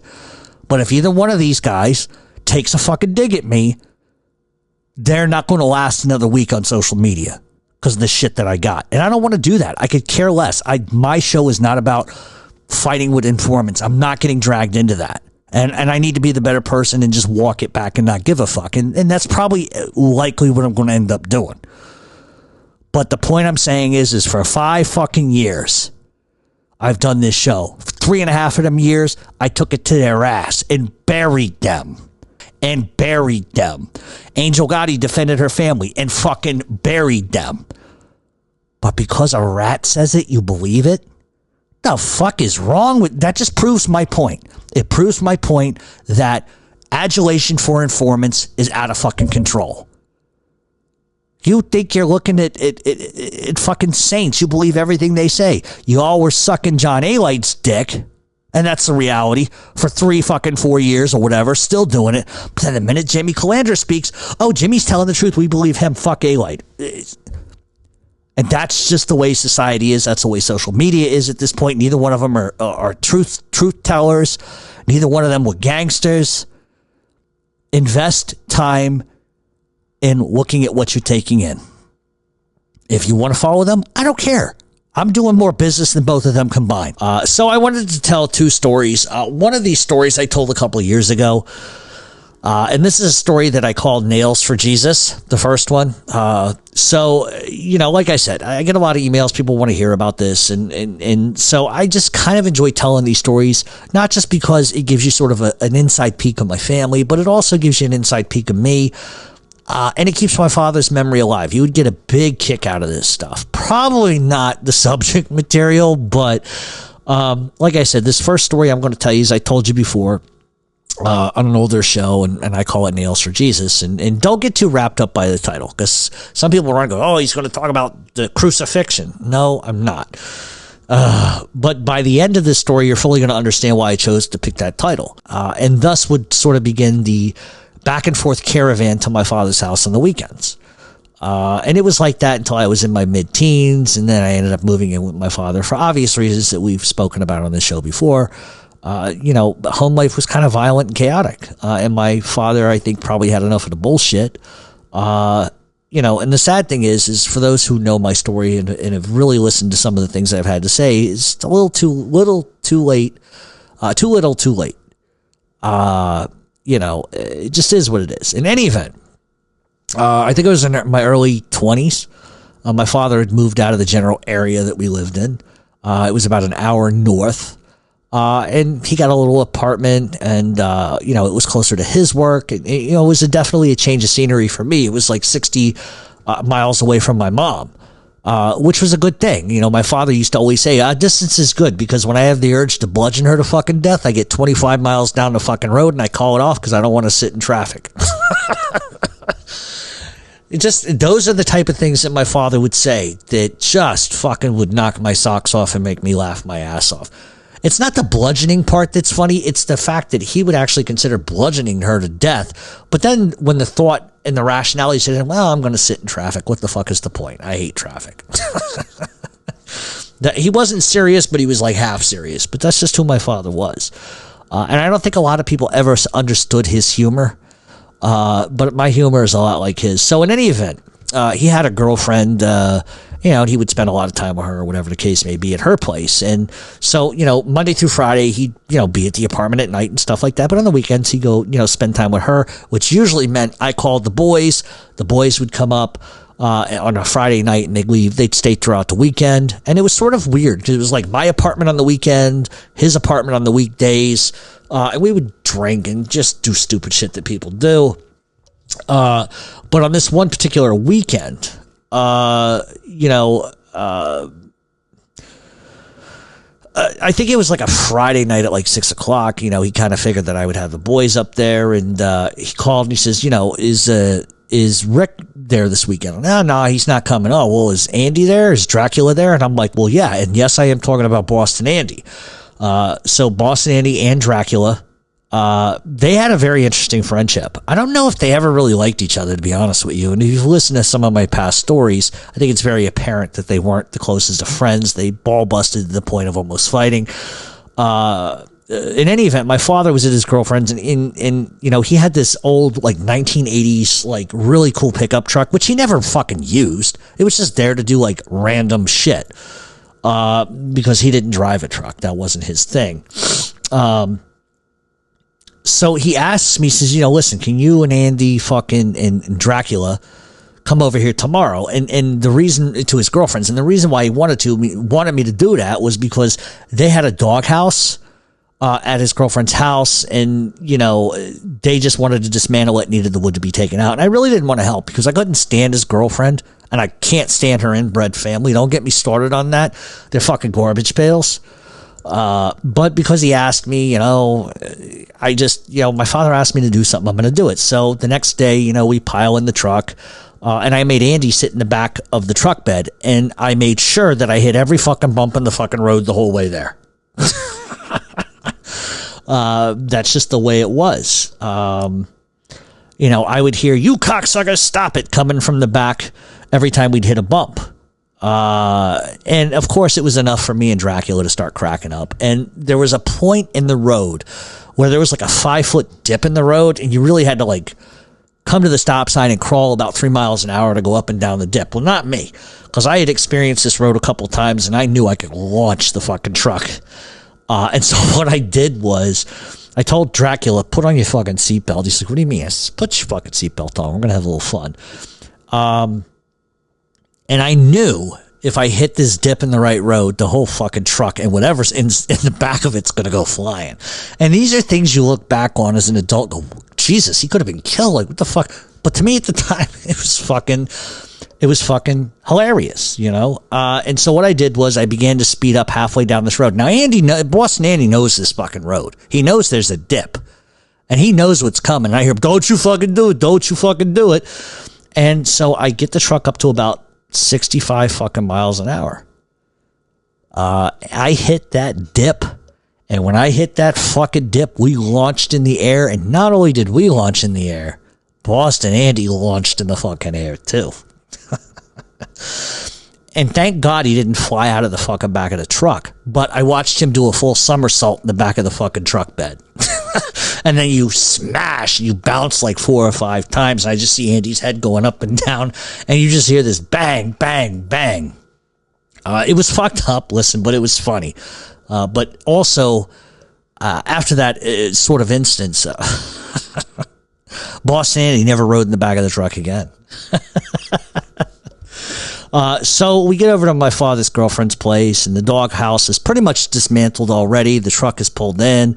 The back of the fucking truck bed is down. And our job was very simple. Our job was to put nail-filled boards into the truck and then take them to a dump and just get rid of them. What I noticed about the planks of wood, which were piled up, not straight, but kind of at 45-degree angles or whatever the case may have been, was there was about some retard built this because there were like 100 nails in one board. Like, there should be, like, depending on, 4 feet, 6 feet? Okay, 6 nails per board with a frame around it. Like, I'm not a construction guy, but I'm not that stupid.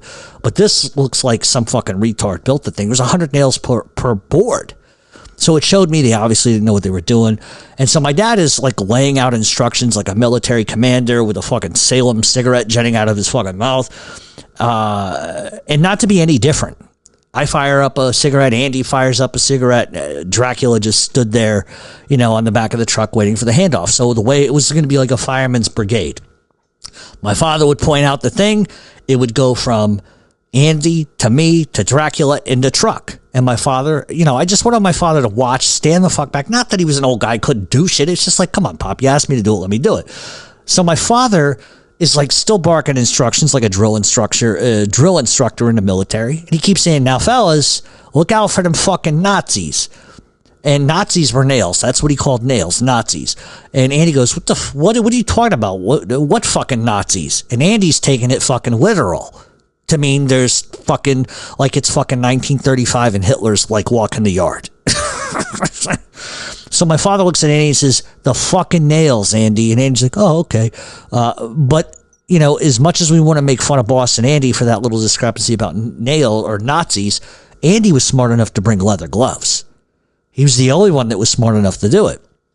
And he was the only one. So as each plank was being passed one by one, I would hand it to Andy. Andy would hand it to Dracula. And my dad stood by, chain smoking, still barking orders. Watch out for the nails. Watch out for the nails. And it sort of became a rib towards my father. I'd go, look, Dracula, look at them fucking nails. And look out, Andy, them fucking nails. So we start busting his balls about the nails. And my dad began to get frustrated. He says, you won't be fucking saying that if one of these fucks bites you. And obviously that gets met with a ton of laughter too. So in any event, I guess we were taking too much time, whatever the case may be. So my father starts to help. And I said, Pop, just be the foreman, relax. We got this. Don't worry about it. But my father is not the type of guy to ask you to do something and not help out. He likes to do stuff like that. So in any event, he goes to grab a fucking board. And all of a sudden, we hear this blood-curdling... I'm already laughing because you should know where this is going. And my father grabs a board, and we hear this blood-curdling scream. Followed by a flow of obscenities that I have never heard before or since in my life. Right away, Dracula starts laughing his ass off so much he had to hold his stomach and put his hand on the back of the truck because he couldn't compose himself. I mean, he just completely fucking loses it. And he's losing it to the point where my father turns and threatens him. My father looks at him and says, you want me to impale your fucking ass, Dracula? Is that what you want? And I'm just like, oh my God, my father's threatening my friend. Like, what's going on? And I look over and I see blood squirting. Oh my God. Blood is squirting in a 3-foot stream from his hand as he's threatening Dracula. Suddenly Boston Andy looks at it too. And we weren't sure if he knew that he was busted wide open, and we didn't want to tell him. We just kind of stood there like, oh, fuck, that's bad. And so we just sort of stood there with mouths wide open. You guys are going to love this part. The next thing I know, my father looks at his hand, looks over at us, And in Monty Python fucking insanity, if you've never seen Monty Python and the Holy Grail, this is the scene that you know is coming. My father looks and uses a British accent, tilts his head, looks at his hand, and goes, "'Tis but a flesh wound."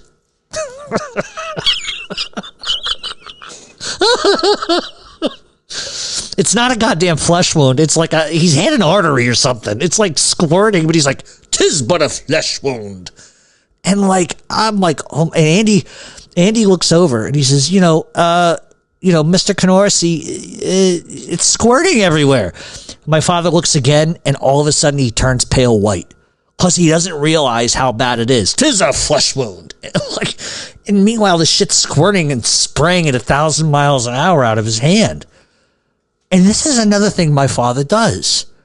All right, so he tells us not to watch out for the fucking nails. He hems himself, opens himself wide open, looks down, sees a lot of blood, and goes, just a flesh wound. Then he looks again and realizes it's much more serious than that. My father, with blood jetting out of his hand, stares up into the sky. He puts his arms outstretched. He balls his fists and starts shaking his fist at the sky, and he screams, "You're not fucking funny." And then he shakes his soaking, wet, bloody hand in the air like he's going to punch God. He literally, in that moment, was yelling at God. It was God's fault. Everything was God's fault. My father always blamed God for everything. I don't know how much my father really, at the end of the day, believed. My father was Catholic, but he never mentioned God when something good happened. It was always when something negative. "Oh, God doesn't like me. Fuck him, the prick." That's just the way my father was. My father would end up then going to the ER and getting 20 stitches to close his wound. It's just, my father was a fucking nut. It just, that's the way my father was. And that's one of my favorite stories because it just shows my father in his absolute insanity and glory. All right, so the second one I wanted to sort of talk about. I was going to play the Gilligan theme song for this because I've never told this story anywhere in my life. But we're going to let's title this, "I Sank His Fucking Sailboat." And so this is a crazy fucking story. This will show you the depths and the willingness that my father would go to prove a point, especially as somebody he didn't fucking like. So my father was, not a kind of guy that had a whole lot of hatreds in life other than Frankie Valli. And he didn't have necessarily hatreds, but he had what I like to call major psychotic fucking eruptions of rage. And they were hilarious. They were scary to see, but they were also fucking hilarious to see. And he was not a relatively dangerous guy. But if you pushed him, you would see the volcano go off and he would go nuts in many ways. But like I said, they were funny and scary at the same time. He once beat the shit out of one of my hockey coaches for lipping off at him. And my father wasn't one that said, "What'd you say to me?" My father wasn't that type of guy. But this guy just kind of got under his skin a little bit. And for whatever reason, the coach wouldn't play me. Probably because I was fighting a lot and stuff like that. And I got a lot of penalties, and that's probably it. For whatever reason, I wasn't playing, and my father took it upon himself to walk into the locker room and in front of anybody addressed him and said something to him. And this little weakling stupidly told my father that I'm the coach and my father needed to know what his role was. My father went fucking nuts. He ended up ripping off the coach's tie and he began to essentially strangle him with it. And nobody dare got involved because my father was attempting to essentially kill him while screaming, "Where's your fucking mouth now? Where's your fucking mouth now?" That's just how my father was. He had a lightning fucking fuse. Needless to say, I played a lot of games after that. In any event, the story we're going to talk about is my aunt's husband, his sister. Her husband was a complete weirdo. He was from Maine, and I don't know if that's why he was the way he was or not, but he was just kind of an uppity prick, and for whatever reason, I'm never really going to know why he was. I haven't seen my uncle since my grandmother died, My father's mom had bought a huge house in the Poconos, where it is specifically, but I can just tell you that it was a huge property off Lake Naomi. And as a kid, visiting was fantastic. You had a lake, you could swim, you could ride the paddle boat, you could use canoes, you could go fishing. In the winter, you could play ice hockey on the lake. It was just really a fun place to be, but my uncle made it a miserable place to go. In any event, my aunt moved in with my grandmother, like her husband. And my grandmother liked to drink a little bit of the vino, a little bit too much, and she would end up getting drunk a lot, and she would end up burning the fucking house down if you didn't pay attention to her. And because of that reason, that's why my aunt and uncle moved in with her. She was not fond of my Uncle John whatsoever, and I don't think my father was either. He was just kind of a creep. He was just weird. He didn't really have conversations. He just made faces like he was proverbially taking his shit in his pants. And my father used to say to him, "Look at him, son. He's shitting his pants. And he thinks we don't know." It's just that kind of stuff. And my father didn't have time for people that he thought that believed they were better than anybody else. My uncle would import these little Italian fucking pebbles, and he would surround them around the deck and around the boat slip. And of course, as a kid, I'd pick him up and toss him in the water, which would drive him fucking nuts. I mean, what little kid doesn't pick up a pebble and just toss it in? I didn't know he paid like fucking $5,000 fucking dollars a meter for this shit. Nobody told me that. He had two daughters who were my cousins who turned out to be fucking weirdos too. But he would yell at me, about those rocks. "Jeffrey, do not throw the rocks into the lake. We are sailing in the regatta." That is how this motherfucker talked. "I'm going sailing in the regatta." It's not regatta, it's regatta. He's one of those sailboat assholes. "Oh, the regatta is coming this week. I must sail in the fucking regatta." That's just... Between me and my siblings, we always fucking mess around. "What are you doing next week?" "I am going sailing in the regatta." It's an inside joke. I don't expect anybody to get it. But, like I said, there was a time when a little kid, right? I pissed on the toilet seat. Like, how is that a fucking death sentence? I pissed on the toilet seat. Like, and I don't even know if it was really me, to be honest with you, but he blamed me. And so he ends up coming to see me in front of my father. He told me never to come back to that house again because I pissed on the toilet seat. Like, legitimately, don't ever come back to my house. First of all, jag off. It ain't your fucking house. It's my grandmother's house, you jerk. My father was not happy about what he said. And my father could have taken any range of action for that. And my dad, in retaliation for that, ends up going into the bathroom and he pisses all over the wall in the back of the toilet seat intentionally. That's one of the things my father would do to get even. Let's see what he thinks about now. I'm going to unleash the fucking fire hose in this motherfucker. But like I said, my uncle was a snotty fuck. And he wanted to be called the skipper or the captain, depending on what day it was. "You don't have to call me Uncle John, Jeffrey. I'm going sailing in the regatta. You can call me Skipper John." Go fuck your mother, prick. So, like I said, he had a small sailboat, and one of his hobbies was to race in the regatta. And he was actually a really good racer. I gotta hand it to him. He was good at that, but it's a prick thing to do. You're on a fucking lake, you waspy prick. Like, shut up already. Like I said, even regatta, the way he said it just drove me the regatta. It would not only drive me fucking... I guess that's going to go now with my Ron Previty. Ron Previty and the regatta. But the way he said things just drove me fucking nuts, my father fucking nuts, my brother's nuts. It was just an arrogant, prickish thing to be about. And every week he'd be looking at the wind outside, working on that boat and its rigging. And he was really just a kind of a major prick and an asshole. So one day I'm down by the water and I'm kicking rocks into the water per the fucking usual, because I wasn't going to stop doing that. And he ends up coming down and he just starts screaming at me. I don't think he liked boys. He had two daughters that were weirdos. I don't think he understood how men did things. Like, to him, rigging the boat for the regatta was a manly thing. But to throw a fucking baseball, I don't think this guy knew how to fucking do that. But He comes down there, he's reading me the fucking riot act, and my father is up on top of the hill, and he can hear everything my Uncle John's saying. And why my father's not coming down to say nothing still to this day kind of vexes me. But my father heard everything, and he was pissed off, and he said, listen, ignore him. He's a fucking prick. Not a big deal. But he looked at me and said, but there are ways to handle a prick. And my dad probably would have tossed him in the water legitimately.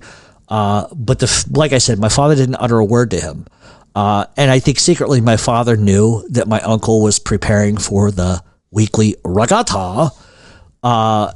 And, you know, the fact that he looked at himself as like the captain of a ship probably made my father very irate. He just didn't, it's snarky type of shit. So my father says to me, hey, son, you know, how would you like to go sailing tomorrow?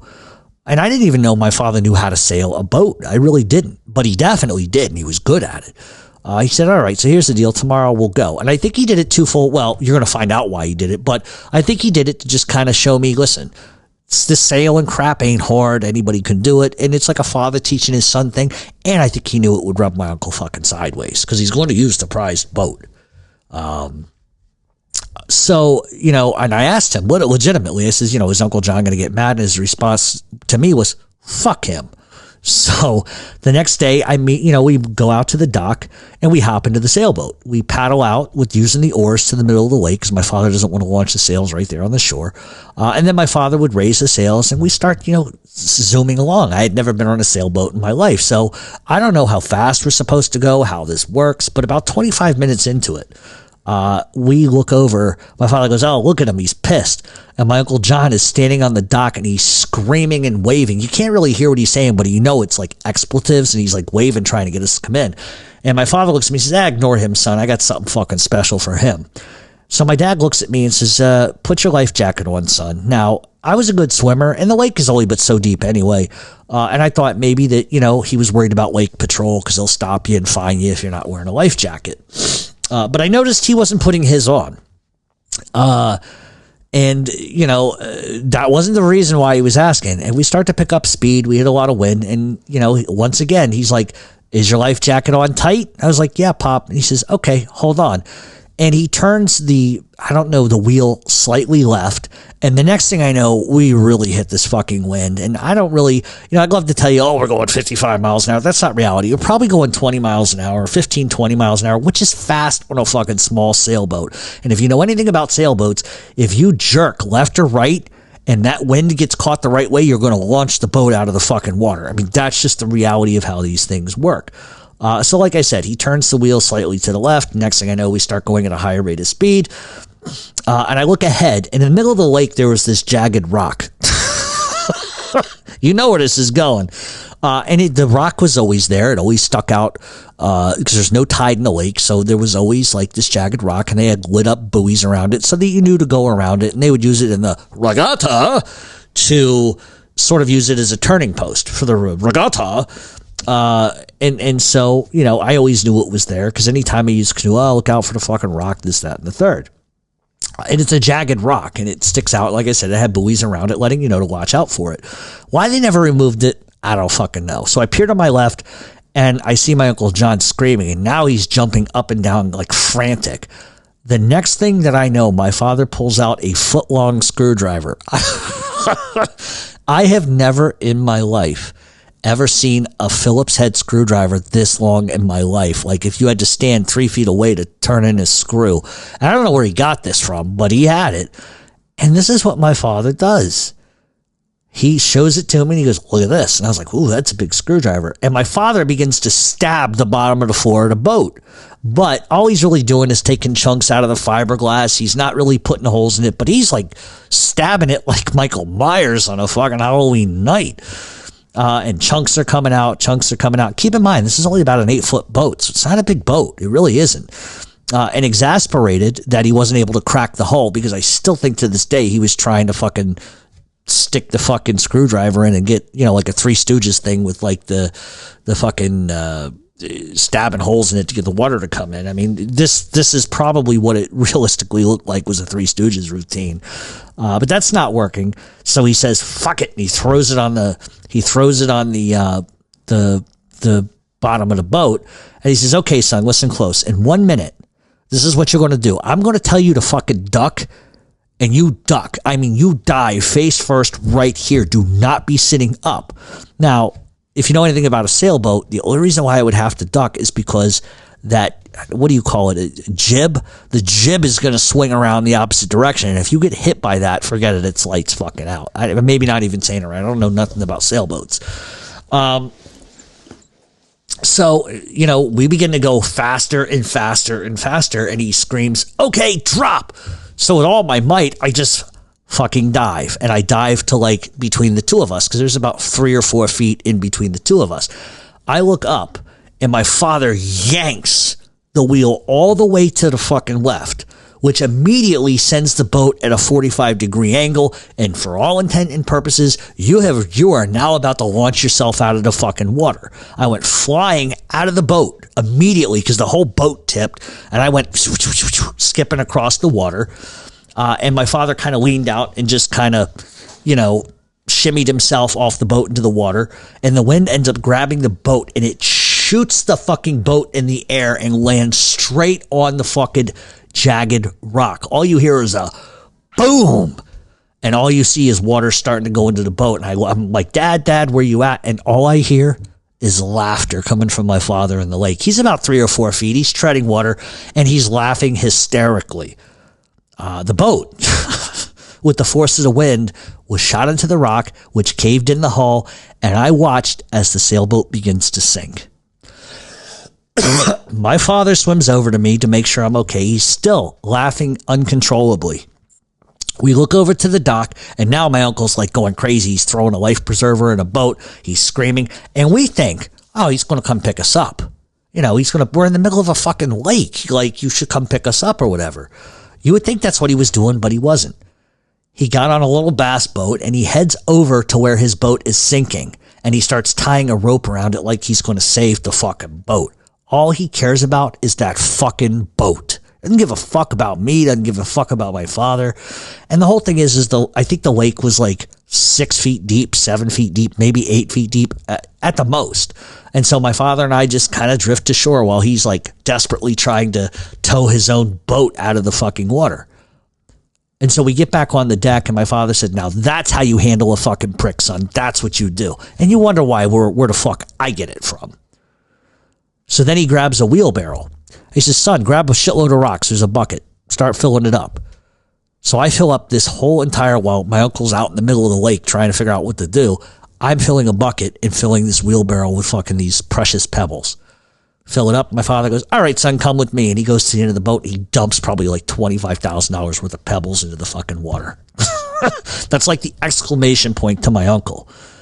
And to follow that up, he then just pushes the wheelbarrow into the fucking lake.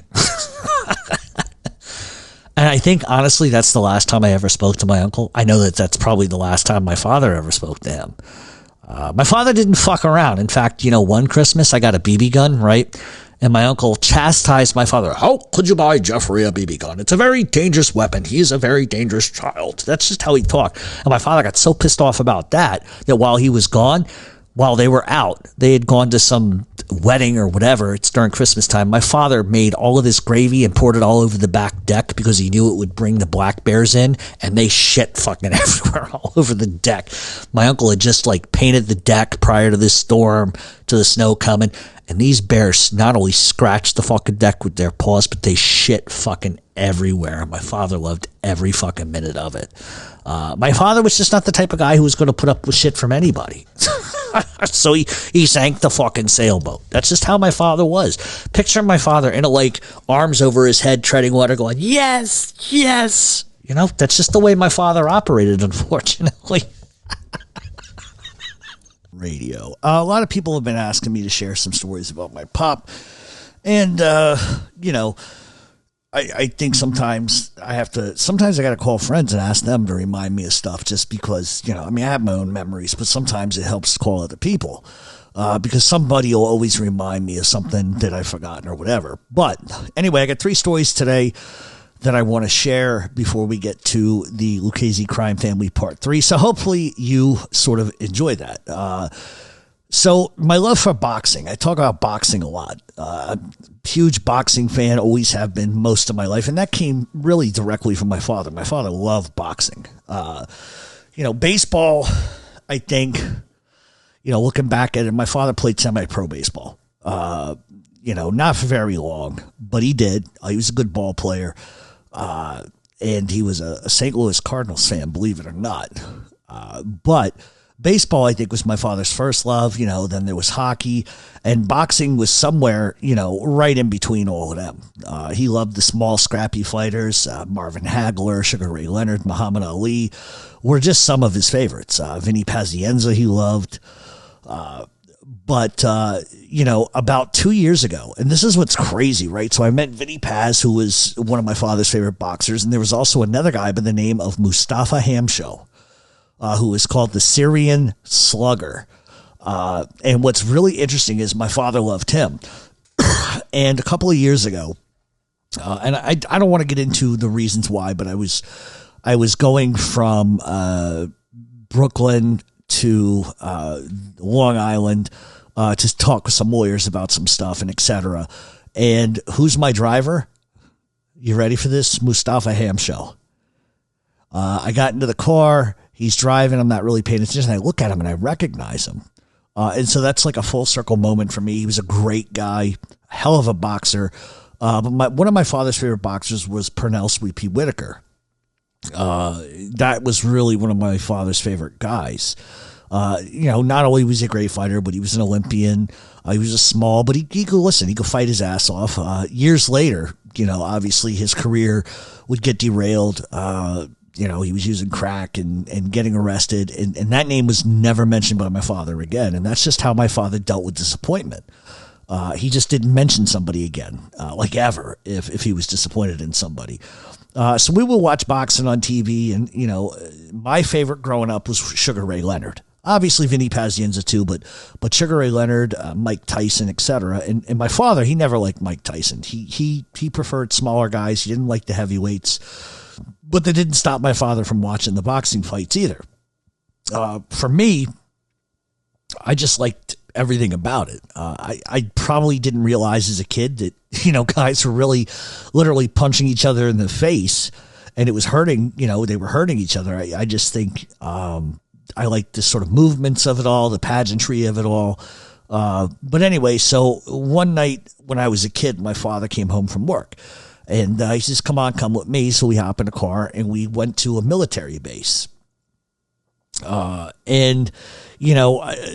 spent a lot, obviously being a military brat, you spend a lot of different time on military bases and other stuff. And one of the things that I used to like to do was go to the boxing gym.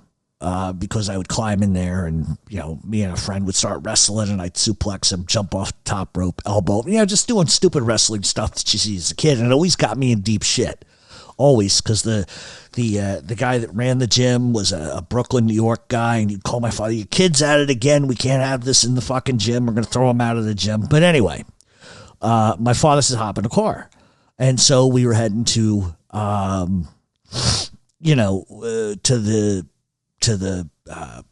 sorry, I just had a brain fart. We were going to the gym. Okay. And I didn't know what we were going there for. But we sort of get there and we drove around to the left side of the gym, which was sort of adjacent from a makeshift football field, and down the street from the church we went to and et cetera. And usually the parking at the gym was always empty. You could always find a spot, but for some reason that night, you could not find a parking spot. We had to park like blocks away and walk. And I had no idea why we were there.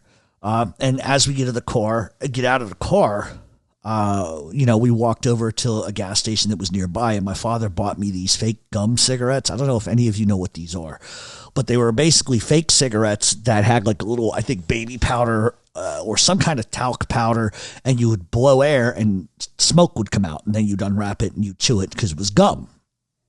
So my father, bought me those and it made me feel like I was sort of badass like my dad, because here I am. I'm like 8 years old. I'm smoking. I'm a tough guy. So we head over to the gym and we enter. And as we go inside, there's a ton of people, a huge crowd, massive. and right in the center of the gym was the boxing ring. And what we were doing was we were going to the Naval Intramural Championships. And it was a huge event. It was an event that, most people wanted to go that were civilians, but because they had no access to the Navy base, they couldn't get on. They would allow local reporters, but that was really the only civilian that was kind of allowed access unless, you were a Navy brat like me. So we got in our seats, and the setting was just like, first of all, gyms always stink of sweat and whatever, but these guys are chain smoking, drinking beer, talking shit. It was my first experience sort of at an adult sporting event of this kind. And as you know, Navy guys have a certain way of talking. Every other word's the F word. And granted, the U.S. Navy is a melting pot. Everybody comes from different places. But the entire room was just like electric. I can't explain it. And I loved it. And once a year, the Navy intramurals would take place. Why my father never took me there before, I don't know. Maybe I was just too young. But I think the reason why is because he got a tip from somebody that there was just a lot of shit talking going around between two fighters. And it was Navy versus Navy, but it was the Russian Navy versus the United States Navy. And apparently this particular bout, which was the final bout of the evening, was the one that my father wanted to see. And apparently the Russian boxer had talked shit about the American boxer's mother in the newspaper. And that's some intense shit, because not only do you have like the pride of the United States military, but now you have a Russian who's talking shit about this other guy's mother in the paper. And so you kind of get the gist of why there was a lot of chatter and a lot of talk. So of course my father wanted to go. He wanted to see somebody get their ass wiped. That's what he always used to say. That guy got his ass wiped. That was my father. He loved to see a guy take a good fucking beating. And we had really good seats close to the ring. And I sat there puffing on my little fake cigarette like a douche. And meanwhile, my father's sitting next to me choking on the real cigarettes. And the matches were good. I mean, from beginning to end, good fights, very close. But what I remember most about that moment is just the atmosphere. You could feel it. It's like going to a hockey playoff game, a football playoff game. It's just the atmosphere of it all. Just the idea that random Navy guys who I didn't know that knew my dad were high-fiving me, slapping me on the back. I felt like an adult, and it felt like I was a part of something bigger than myself. So the final match sort of begins, and the crowd was yelling shit like Russian scum, Nazi, commie, just typical military kind of stuff. The two boxers met at the center of the ring, and the referee explained the rules. And you could tell from the very outset, these two guys just did not fucking like each other whatsoever. And the Russian guy was fucking humongous. I mean, just fucking huge. Sort of like Dolph Lundgren and Rocky fucking 4 or whatever it was. And the American guy was a little bit smaller. In comparison, the referee was, believe it or not, Mills Lane, who had done all kinds of pro boxing matches and stuff like that. So he ends up separating them, and the bell rings. And what I thought at the time would be a long, drawn out, back and forth, up and down sort of fight was over before I could even fucking blink. The American boxer moved in, took 3 steps to his left, and threw the biggest haymaker I have ever seen in my fucking life. Just connected, just immediately. And the Russian's headgear flew off his fucking head. He hit this guy so hard, and he put him to sleep immediately. And that's the first time I ever heard anybody ever say, you just got knocked the fuck out. And the place went fucking nuts. I mean, fucking nuts. It was deafening. So everybody's cheering and whatever. And it was one of the best nights that I can remember as a kid. One of my most favorite times, just seeing my father smirk and laughing, it meant everything to me. So on the way to the car, I asked my father, why we came to the boxing matches. And, listen, of course he lied to me. He says, I just wanted to spend time with you, son. That was my father's go-to line for everything. If it was something he wanted to do, he would never say, it's just, I wanted to go do this. No, it's, I just wanted to spend time with you, son. That was what he always said. And I wish, looking back, that I would have realized that there was a lot of truth in I just wanted to spend time with you. I mean, that was always my father. He would drop anything at the drop of a dime. If I wanted to go do something, it was like, all right, let's go. It didn't matter how busy he was. He'd put everything on hold and we would go. That's just the reality of our relationship and the way he was. But, you know, at the end of the day, yeah, he did want to spend time with me, but he really wanted to see this Russian guy get the shit kicked out of him. I mean, that's really what the truth was.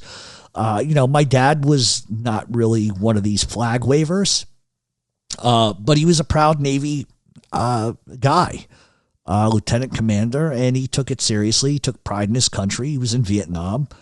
Bronze Star, Silver Star recipient. That's no joke. That's some heroic type of shit, to be honest with you. You know, he bled red, white, and blue, but he wasn't the type that was going to wave it in your face. You know, and this whole boxing match was not about two men fighting.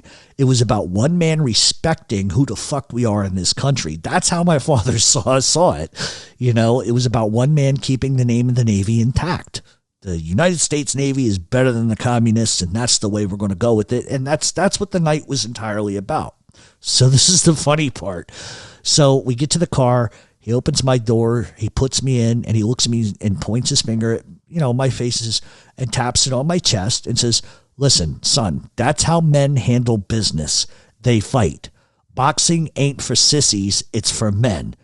And curiously, I kind of just look up at him and I say, you know, I asked him, I said, well, was the Russian boxer a sissy? And my father looks at me and goes, no, son, he wasn't a sissy. He was a cocksucker. That's just how my father was. So the secondary story, I think I got 2 or 3 here. The secondary story is things that my father would say publicly that no man should ever say under any circumstances. My father did have a filter, but sometimes at moment, I think he left his filter at home. Obviously, we've talked about him in South Philadelphia screaming Rocky isn't real. I still laugh about that. Every once in a while in the middle of the night, I'll just start laughing because he would say things and do things that he really believed that he would hurt the feelings of everybody in South Philly by screaming, oh yeah, Rocky ain't real. And so my father wasn't always a tactful guy. And this is where I get it from. Anybody that ever wants to try to get into the psychoanalytical side of me, you have to realize one thing. This comes from my father. I am my father. I scratch my chin the way he does. I smoke the way he does. I laugh the way he does. I laugh at the same shit he laughs at. But on the other side of that, there are a part of me that are, you know, like my mother, unfortunately. But my father wasn't always known as the most tactful guy in the world. I mean, in the right situation, he would be. But sometimes he was just so fucking random that it would kill me. And you know, there's a large part of me that wishes desperately that he was still alive, because I would love, my father would be 82. I would love to see what kind of cranky shit that he would be up to at 82 years old. And I've often thought about writing a screenplay or a TV show wrapped around who my father was, because he was hilarious, just absolutely hilarious. And my father was like the funniest guy that I have ever met in my life. And that's saying something, because Boston Andy tickles me the way my father did. He makes me laugh hard like my father did. But even though my father was the most hilarious guy in the world, my father was also the saddest human being I've ever met in my life. And there's a lot of different reasons for that. And I don't want to go into it, but, you know, the ha-ha laugh. Everybody has friends that makes them go, ha, ha, ha, that's funny. But my father made me laugh to the point where air would escape my lungs and I couldn't breathe. That's how funny he was. And so this is a story, and I really can't remember the year, but I was playing pro hockey in the city where he lived at the time. You know, and he called me up and says, hey, you know, you're in town. I haven't seen you. You know, let's go out and get something to eat. And I said, all right, Pop, not a problem. He goes, well, the wife is coming. And I'm like, oh, fuck.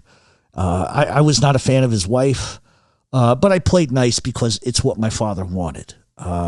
You know, and they were going to the Cracker Barrel of all fucking places. I don't like that place. I've never liked that place. I never will like that place, but that's where my father wanted to go. It was just too hillbilly for me, just not what I wanted to do. But I had a couple hours before I actually had to play a game. So I was like, let me just go meet him. I was always an Italian food eating, burgers and fries kind of guy. That's just the way I am. And that place was just really weird. So I meet him inside the restaurant. We sit down. Conversation for the most part was minuscule because I was trying not to plunge a fork into my dad's wife's face, to be perfectly honest with you. It was that contentious. I didn't like her shitbag son either. He was a real piece of shit. And the problem wasn't that my father had an affair. Okay. My father had an affair. Okay. It is what it is. There's nothing you could do to change that. People make choices and that's fine. That was my father's choice. He was happy and that's what you got to go with. But I didn't have to fucking like her. And at every turn, I made it well known that I didn't. I didn't like what these people stood for. They were money grubbing losers. They were trash pails who saw my father as a meal ticket. And that's, I always said to my father, Christ, they think you're Mr. Monopoly over here. And that, my father made a lot of money. And they used that to their advantage. This person's son was a complete piece of shit. And he had once griped about my father buying me a pair of jeans. This is how contentious it was. I mean, listen, it's absolutely stupid. I was like 20 years old. I was working. So what if my father went and bought me a pair of jeans or whatever? What's the fucking big deal? That's my father. Your father abandoned you. That's not my fucking problem. So my father one time, just to show you, comes to me and said, and I'm not going to tell you what this guy's real name is, but we'll just use Todd as the reference point. So my father comes to me outside one day and says, oh yeah, you're not going to believe this, but Todd pooped in the toilet and it was so much, it backed up the fucking toilet. I had to use a plunger. And my dad joked around with him about it. It's just a stupid thing guys do. And his response was to tell my father to fuck off. And then he went on to say something, oh, you're always buying him shit, blah, blah, blah. Well, my father is not your father. And I was pissed off because, this is my father. You're not going to talk about my father that way. You're not going to treat him that way. Not when he does shit for you he shouldn't even fucking do. Takes care of all your fucking bastard family, which he shouldn't fucking do. My father put a roof over this bastard's head. Money, whatever else. And the kid's going to act like that to my father? Nope. And my father told me to ignore it because my father knows I'm just not going to tolerate that. That my father said to me, listen, it's nothing to worry about. He's just being a little prick, whatever. But no, I can't deal with that. So a little while later, I went to my father's house. I find this fucking douchebag and I threw him down a fucking flight of stairs. I threw him from the top of the stairs to the bottom. I then dragged him out by his fucking hair to the back porch. And I told him if he ever fucking talked to my father that way again, I would have his legs broken 6 ways from Sunday. And I knew the people who would do it for free and would gladly do it. And then I gave him a few shots to his fucking face and I called it a day. And a couple of days later, he moved out of that house. And because of that, things weren't on good terms, but I'm not going to let nobody talk to my father that way. Just to even, you know what, I was going to go somewhere else with that, but I'm not. So anyway, moving on back, we're at Cracker Barrel. And this is why I'm not really, it's just like, yes, no, short stuff. And to be honest with you guys, I didn't want to be there, but my dad, asked me, and because my father asked me, I was going to play Mr. Nice Guy and go. So, we're sitting there, talk about who's getting what, and eventually we order, we eat. There's some discussion about dessert. I was just trying to get the fuck out of there. And now my father's barking about dessert. So I'm already uncomfortable being there, but now he wants to extend this event. And I couldn't fucking believe it. So the waitress runs and she goes to get the dessert menus. His wife gets up and goes to the bathroom to do whatever. So the waitress comes back with my menu, but my dad already has decided what he wants, and he wants to order. Because my father didn't wait for anybody else. He just, he wanted a sundae. This is my father, okay? And so he doesn't waste no time. So he looks at the waitress and he says, I'll have a sundae, chocolate ice cream, hot fudge, and that's what he says. So she starts to write down his order, whatever.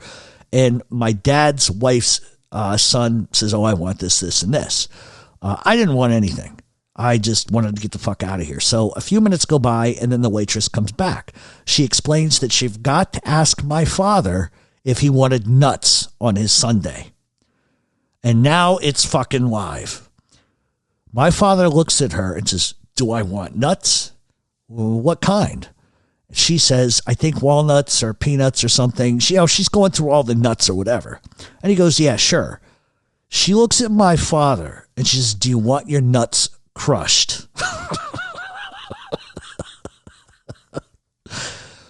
This is what my father does. She looks at my father and says, do you want your nuts crushed? And my father, for whatever reason, takes this moment in his life to be my pop. He gets up from the booth. He stands in front of her. He puts his arms down by his hips like he has 6 shooters on the side of his hips. He goes, ask me that question again. She just kind of looks confused at him. She says, do you want your nuts crushed? My father whips his hands up in a quick draw motion, sticking his fingers and thumbs out like a gun, and says to her, do you want your tits blown off?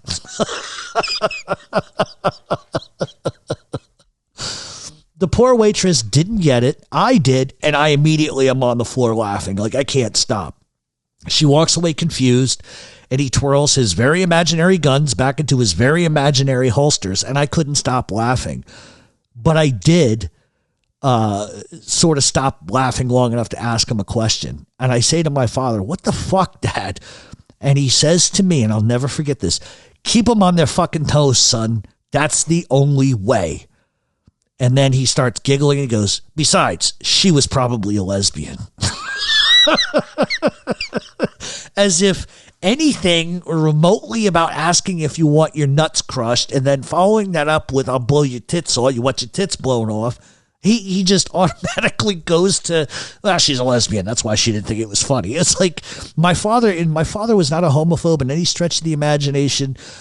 But, my father I don't even know if my father knew what a lesbian was, to be honest with you. He just knew that she didn't get it. So because she didn't understand and laugh, she must be gay. That was my father's rationale. And like I said, my father wasn't a homophobe at all. I just don't think he understood. He wasn't comfortable with certain things. Like Ellen DeGeneres completely blew his fucking mind. He thought, I swear to God, my father thought that Ellen DeGeneres was a boy for the first few years she was on TV. He was just clueless about certain things. And it didn't, listen, and none of these things ever stopped my father from discussing hot topic issues like George Michael, who he knew that George Michael was gay. I think everybody did, but he refused to call him George Michael. Instead, you want to know what my father called George Michael? George Munchula. He said Munchula was a Greek term for gay sex between George Michael and Bruce Willis, who my father didn't like Bruce Willis. He didn't like George Michael. So my father would call him George Munchula. And he said that Munchula was a Greek word for gay sex between George Michael and Bruce Willis. That's just who my father was. So to further prove to you that my father wasn't homophobic, okay, here's another story that kind of fits in line with this. So there was a guy that worked at his office named Ron. Ron was a Japanese Hawaiian guy. Ron was absolutely gay. Donnie and Marie Osmond gay, okay? And he was a very nice guy, very cool guy, very loving guy. I personally thought he looked like Don Ho. I wanted him to sing Tiny Bubbles. But in any event, my father had an office party at the house, which he rarely ever did, and he invites Ron. Ron brought Kyle. And to me, it was very obvious who Kyle was. Kyle was Ron's friend. He was his boyfriend, whatever the case may have been. And so after the party was over, my father comes to me and he said, do you think Ron is gay? And I told him, yeah. And my father goes, well, I already knew that, but I just didn't want you to feel weird, which meant that my father was uncomfortable with it. Let's put it off on me because he wants his son to be comfortable with it, which I could give a fuck less. Ron was a great guy. Kyle turned out to be a fantastic guy. Nice people, very nice people. Ron was very gracious at my father's funeral. But my father was so uncomfortable with it, and I didn't know why. I thought, okay, he just thinks they're going to hit on him or something like kind of crazy like that. That's not what it was. You're about to find out what it was. You know, it was no big deal to me. I like had gay friends growing up and stuff like that. It just didn't bother me. It wasn't something that I gave a fuck about. What anybody wants to do in their own house, their own goddamn business. Who am I to say anything? But the fact that my father says, I don't want you to feel weird, immediately told me that he was weirded out. And listen, like I said, it was no big deal to me. I had gay friends, but I was curious about where he was coming from on this. And I know I shouldn't have been. And I know I shouldn't have asked what I'm about to ask him. But I asked him how he knew that Ron was gay. First of all, it was very apparent to me. Okay. He's holding hands with another guy. It's pretty kind of goddamn obvious, you know? And I thought that my father's response would be something that a male would say from my father's time period. And I'm prefacing this because I don't want people to think I'm bashing anybody. I love everybody of every color, every persuasion. I don't care. Okay. But my father's response, I thought would be something very male cliche from his time period. Like, slurred speech, she's feminine, or he has bent wrists, you know, stuff like that. That's what I thought my father would say. Nope. So I look at my father and say, Pop, you know, I'm curious. How did you know he was gay? And my father looks at me, and I swear to God to this day, this is exactly what he says to me. He says, well, son, it's kind of hard to deny it when you see the guy with a cock in his mouth. And I started laughing. I'm just like dying because he just came out of left field with it. And he told me that, I went down into the garage to get some stuff, and I caught Ron and Kyle in the kind of garage together. And Ron was never invited over again because of that. But like I said, he was a very, very nice guy and was very, very nice to me at my father's funeral. But do I really think that my father caught any sexual activity between two men in the garage? I don't know. I really don't know. But the fact that he went, well, kind of hard to deny it when you see a guy with a cock in his mouth. God. All right. So this last story really quick, is a good one. So with my father, there were very few rules. Just be honest and you're okay with him. There was, just an expectation that you wouldn't act like a fucking idiot. That was my father's thing. Son, don't act like a fucking idiot. So my father bought this big house on the water, and, got married and et cetera. None of those things really sat well with my mom, because anytime that she could throw shade at my father, she would. He lived on a road, which I'm not going to, let's just call it paradise. Okay. And believe me, anytime my mother would use that to her advantage, she would say things like, I hope you're enjoying paradise, just stuff like that. But my father, I gotta say this about my father. He could say negative things about my mother, but if anybody else did, oh my fucking God, did he erupt like a volcano. So for instance, like he knew some of the past with me and my mom and some of the abusive shit she did. And he suffered abuse from her too. She cracked him over the head with an aerosol can on their honeymoon and busted him wide open because he asked her to iron his shirt. So it was just volatile. So if anybody, I remember his wife's son-in-law made some disparaging comment about my mother, and my father went fucking berserk. Don't you ever fucking talk about his mother again. I'll fucking break your head. I'm the only one that can. You have no right to. That's respect. If my father had to say something negative, it was to me or in confidence, but he would never say it outwardly to anybody else. But goddamn, if anybody that didn't know her said a word about her, he would go fucking berserk. That's old school respect. This is how you do things. But my father often was filled with oxymorons. He would say one thing and he would do the opposite. Not because he would or he wouldn't follow his own instructions, but he would just give up and do whatever the fuck he wanted at the end of the day. His way of dealing with frustration, it comes in a couple of different forms. The first form was an eye roll, followed by his typical Jesus Christ comments. Another way he voiced his frustration was by completely melting down and hurling a tapestry of obscenities that would make Sam Kinison look tame. They would fly out quick, and with the drippings of cobra venom. That's where I get it from. When he got to that stage, you just got out of his way and let him do whatever. He was not a violent guy, but you didn't want to go. You didn't want it going any further than him losing it, albeit verbally, because his whole personality would change. Minor annoyances he didn't take seriously unless he had to. If there was an issue, he would ask and it would be handled. Never the implosions that my mother would have. So my best friend Tom would come by on the weekends and we would get invariably very, very, very drunk. We didn't bother nobody. We would just fix, a bunch of Italian food. We would eat and then we would get blown out of our socks, as my father would say.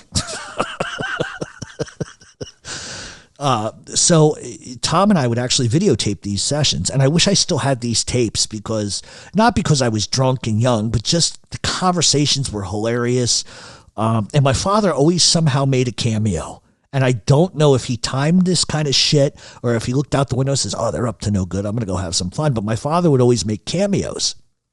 And so we would always try to capture these moments because they're memories, right?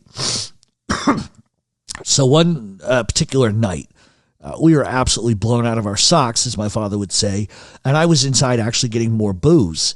And Tom took all the fucking furniture on the front porch and arranged it like we were on the set of The Tonight Show.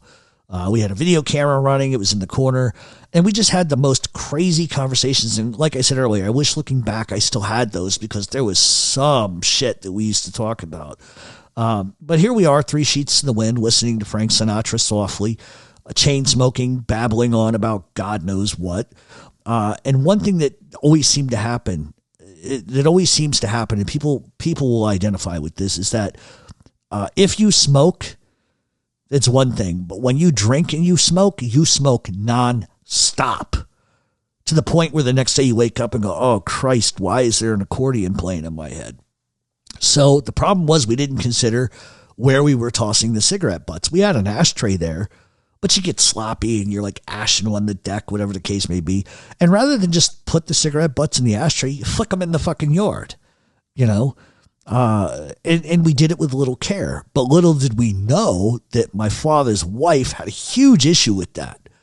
She never said anything to me, because she wouldn't say anything to me, but she told my father, and he just said, whatever, shut up. And he just never said anything to me. So about 4:00 in the morning, we're sitting there pretty much 3 sheets to the wind. We're bobbing and weaving. The front door opens and a cat comes flying out the fucking door.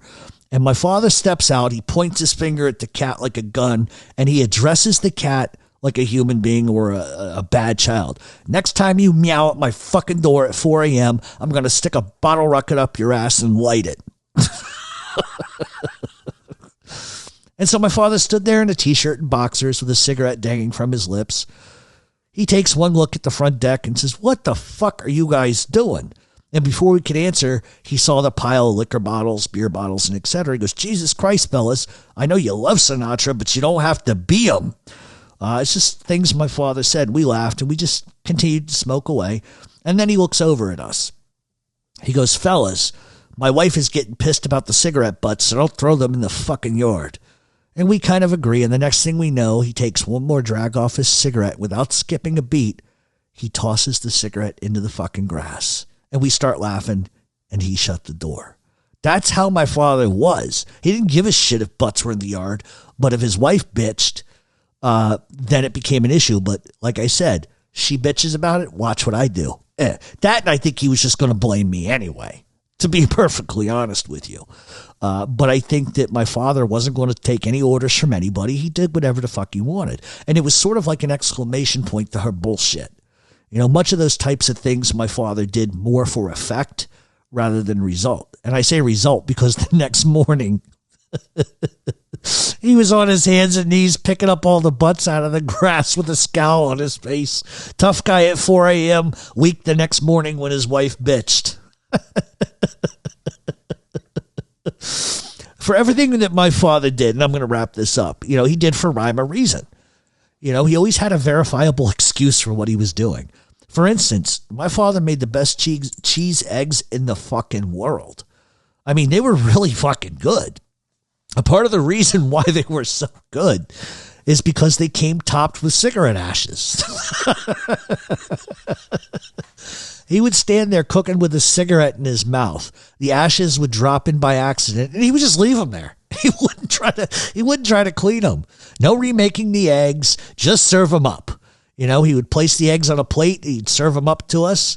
And Boss Andy could tell you this story. We would ask, "What the fuck, Pop?" And he goes, "Nah, it's pepper."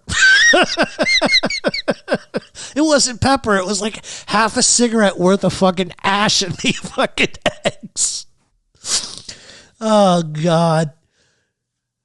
And so now, Pop, these are fucking the fucking cigarette ashes. And my father, would revert to his reasoning.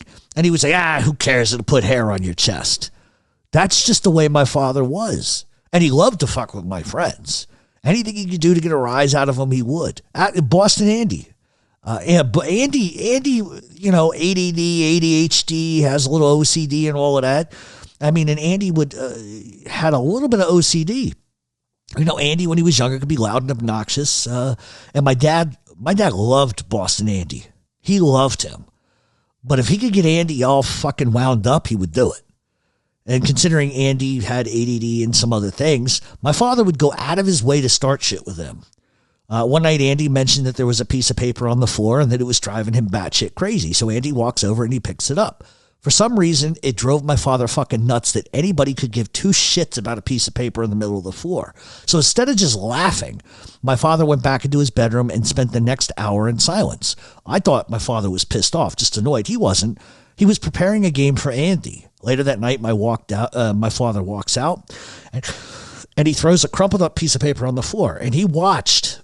He just sat there with a cigarette in his mouth, his arms across his chest, smirking as Andy is struggling mentally to ignore it. Finally, Andy can't take it no more, so he gets up and gets the paper, and my dad starts giggling. "Man, you're all kinds of fucking crazy, aren't you, Andy?" My father would ask him. Andy would try to explain the medical definition of OCD, and my dad didn't want to have any of it. He asked Andy, he says, "What would happen if I threw 1,000,000 pieces of paper on the floor?" And Andy said he would have to pick it up. And once again, Andy tried to explain OCD in medical terms, and that was never going to pass for my father. I mean, never. So what does my father do? He goes into his bedroom. He grabs a box, and he comes into the living room and dumps it on the floor. My father had spent the last hour in his room taking newspaper and tearing it into tiny little pieces, millions and millions and millions of pieces, just to fuck with Andy. And he dumps it on the floor, and the look on Andy's face is fucking priceless. He looked like he was going to have a fucking heart attack. My dad smiled and begins to walk away, but not before he lays it out for Andy to play it out. That ought to keep you busy for the next 3 fucking days, you little schmuck. And it's moments like that that I miss. Those are the things I miss. Just the small little things. Didn't hurt nobody. Didn't damage nobody. Just small, simple little things. All of my friends adored my father. I mean, even if you weren't his son, when you were in his presence, he made you feel like that was your dad. Because that's the way he was. He would dispense advice, hugs. That's who my father was. Everybody was on equal terms unless you fucked with him. And then all bets were off. And so when I was thinking about telling a bunch of different stories, I remember coming across something that my buddy Tommy had told me about my father. He goes, do you remember what your father said about death? I was like, are you talking about the cemetery thing? How he said that the reason why he didn't like cemeteries wasn't because there were, my father didn't like cemeteries because of the credentials that you needed to get into them. That's what my father, he goes, no. And then he told me, and I couldn't stop laughing. He told me verbatim, my father said, once they close the lid, nobody cares. They talk about pussy and guns. And you know what's really weird? And then I'm going to wrap it up, is that when my father did die and I was in the funeral home, numb to it all, I remember hearing 50, 60 different side conversations, and nobody was talking about my father. Nobody was talking about what a great guy he was, how much they were going to miss him, the funny things he said. They were all talking about what they got to do next week. Oh, their kid's doing this. Their aunt's doing that. Oh, work is this. And I remember just kind of standing there like, my father was right. My father was right. The minute they close the lid, nobody cares. They may care inwardly, but outwardly it's let's talk about pussy and guns. We'll be back on Mob.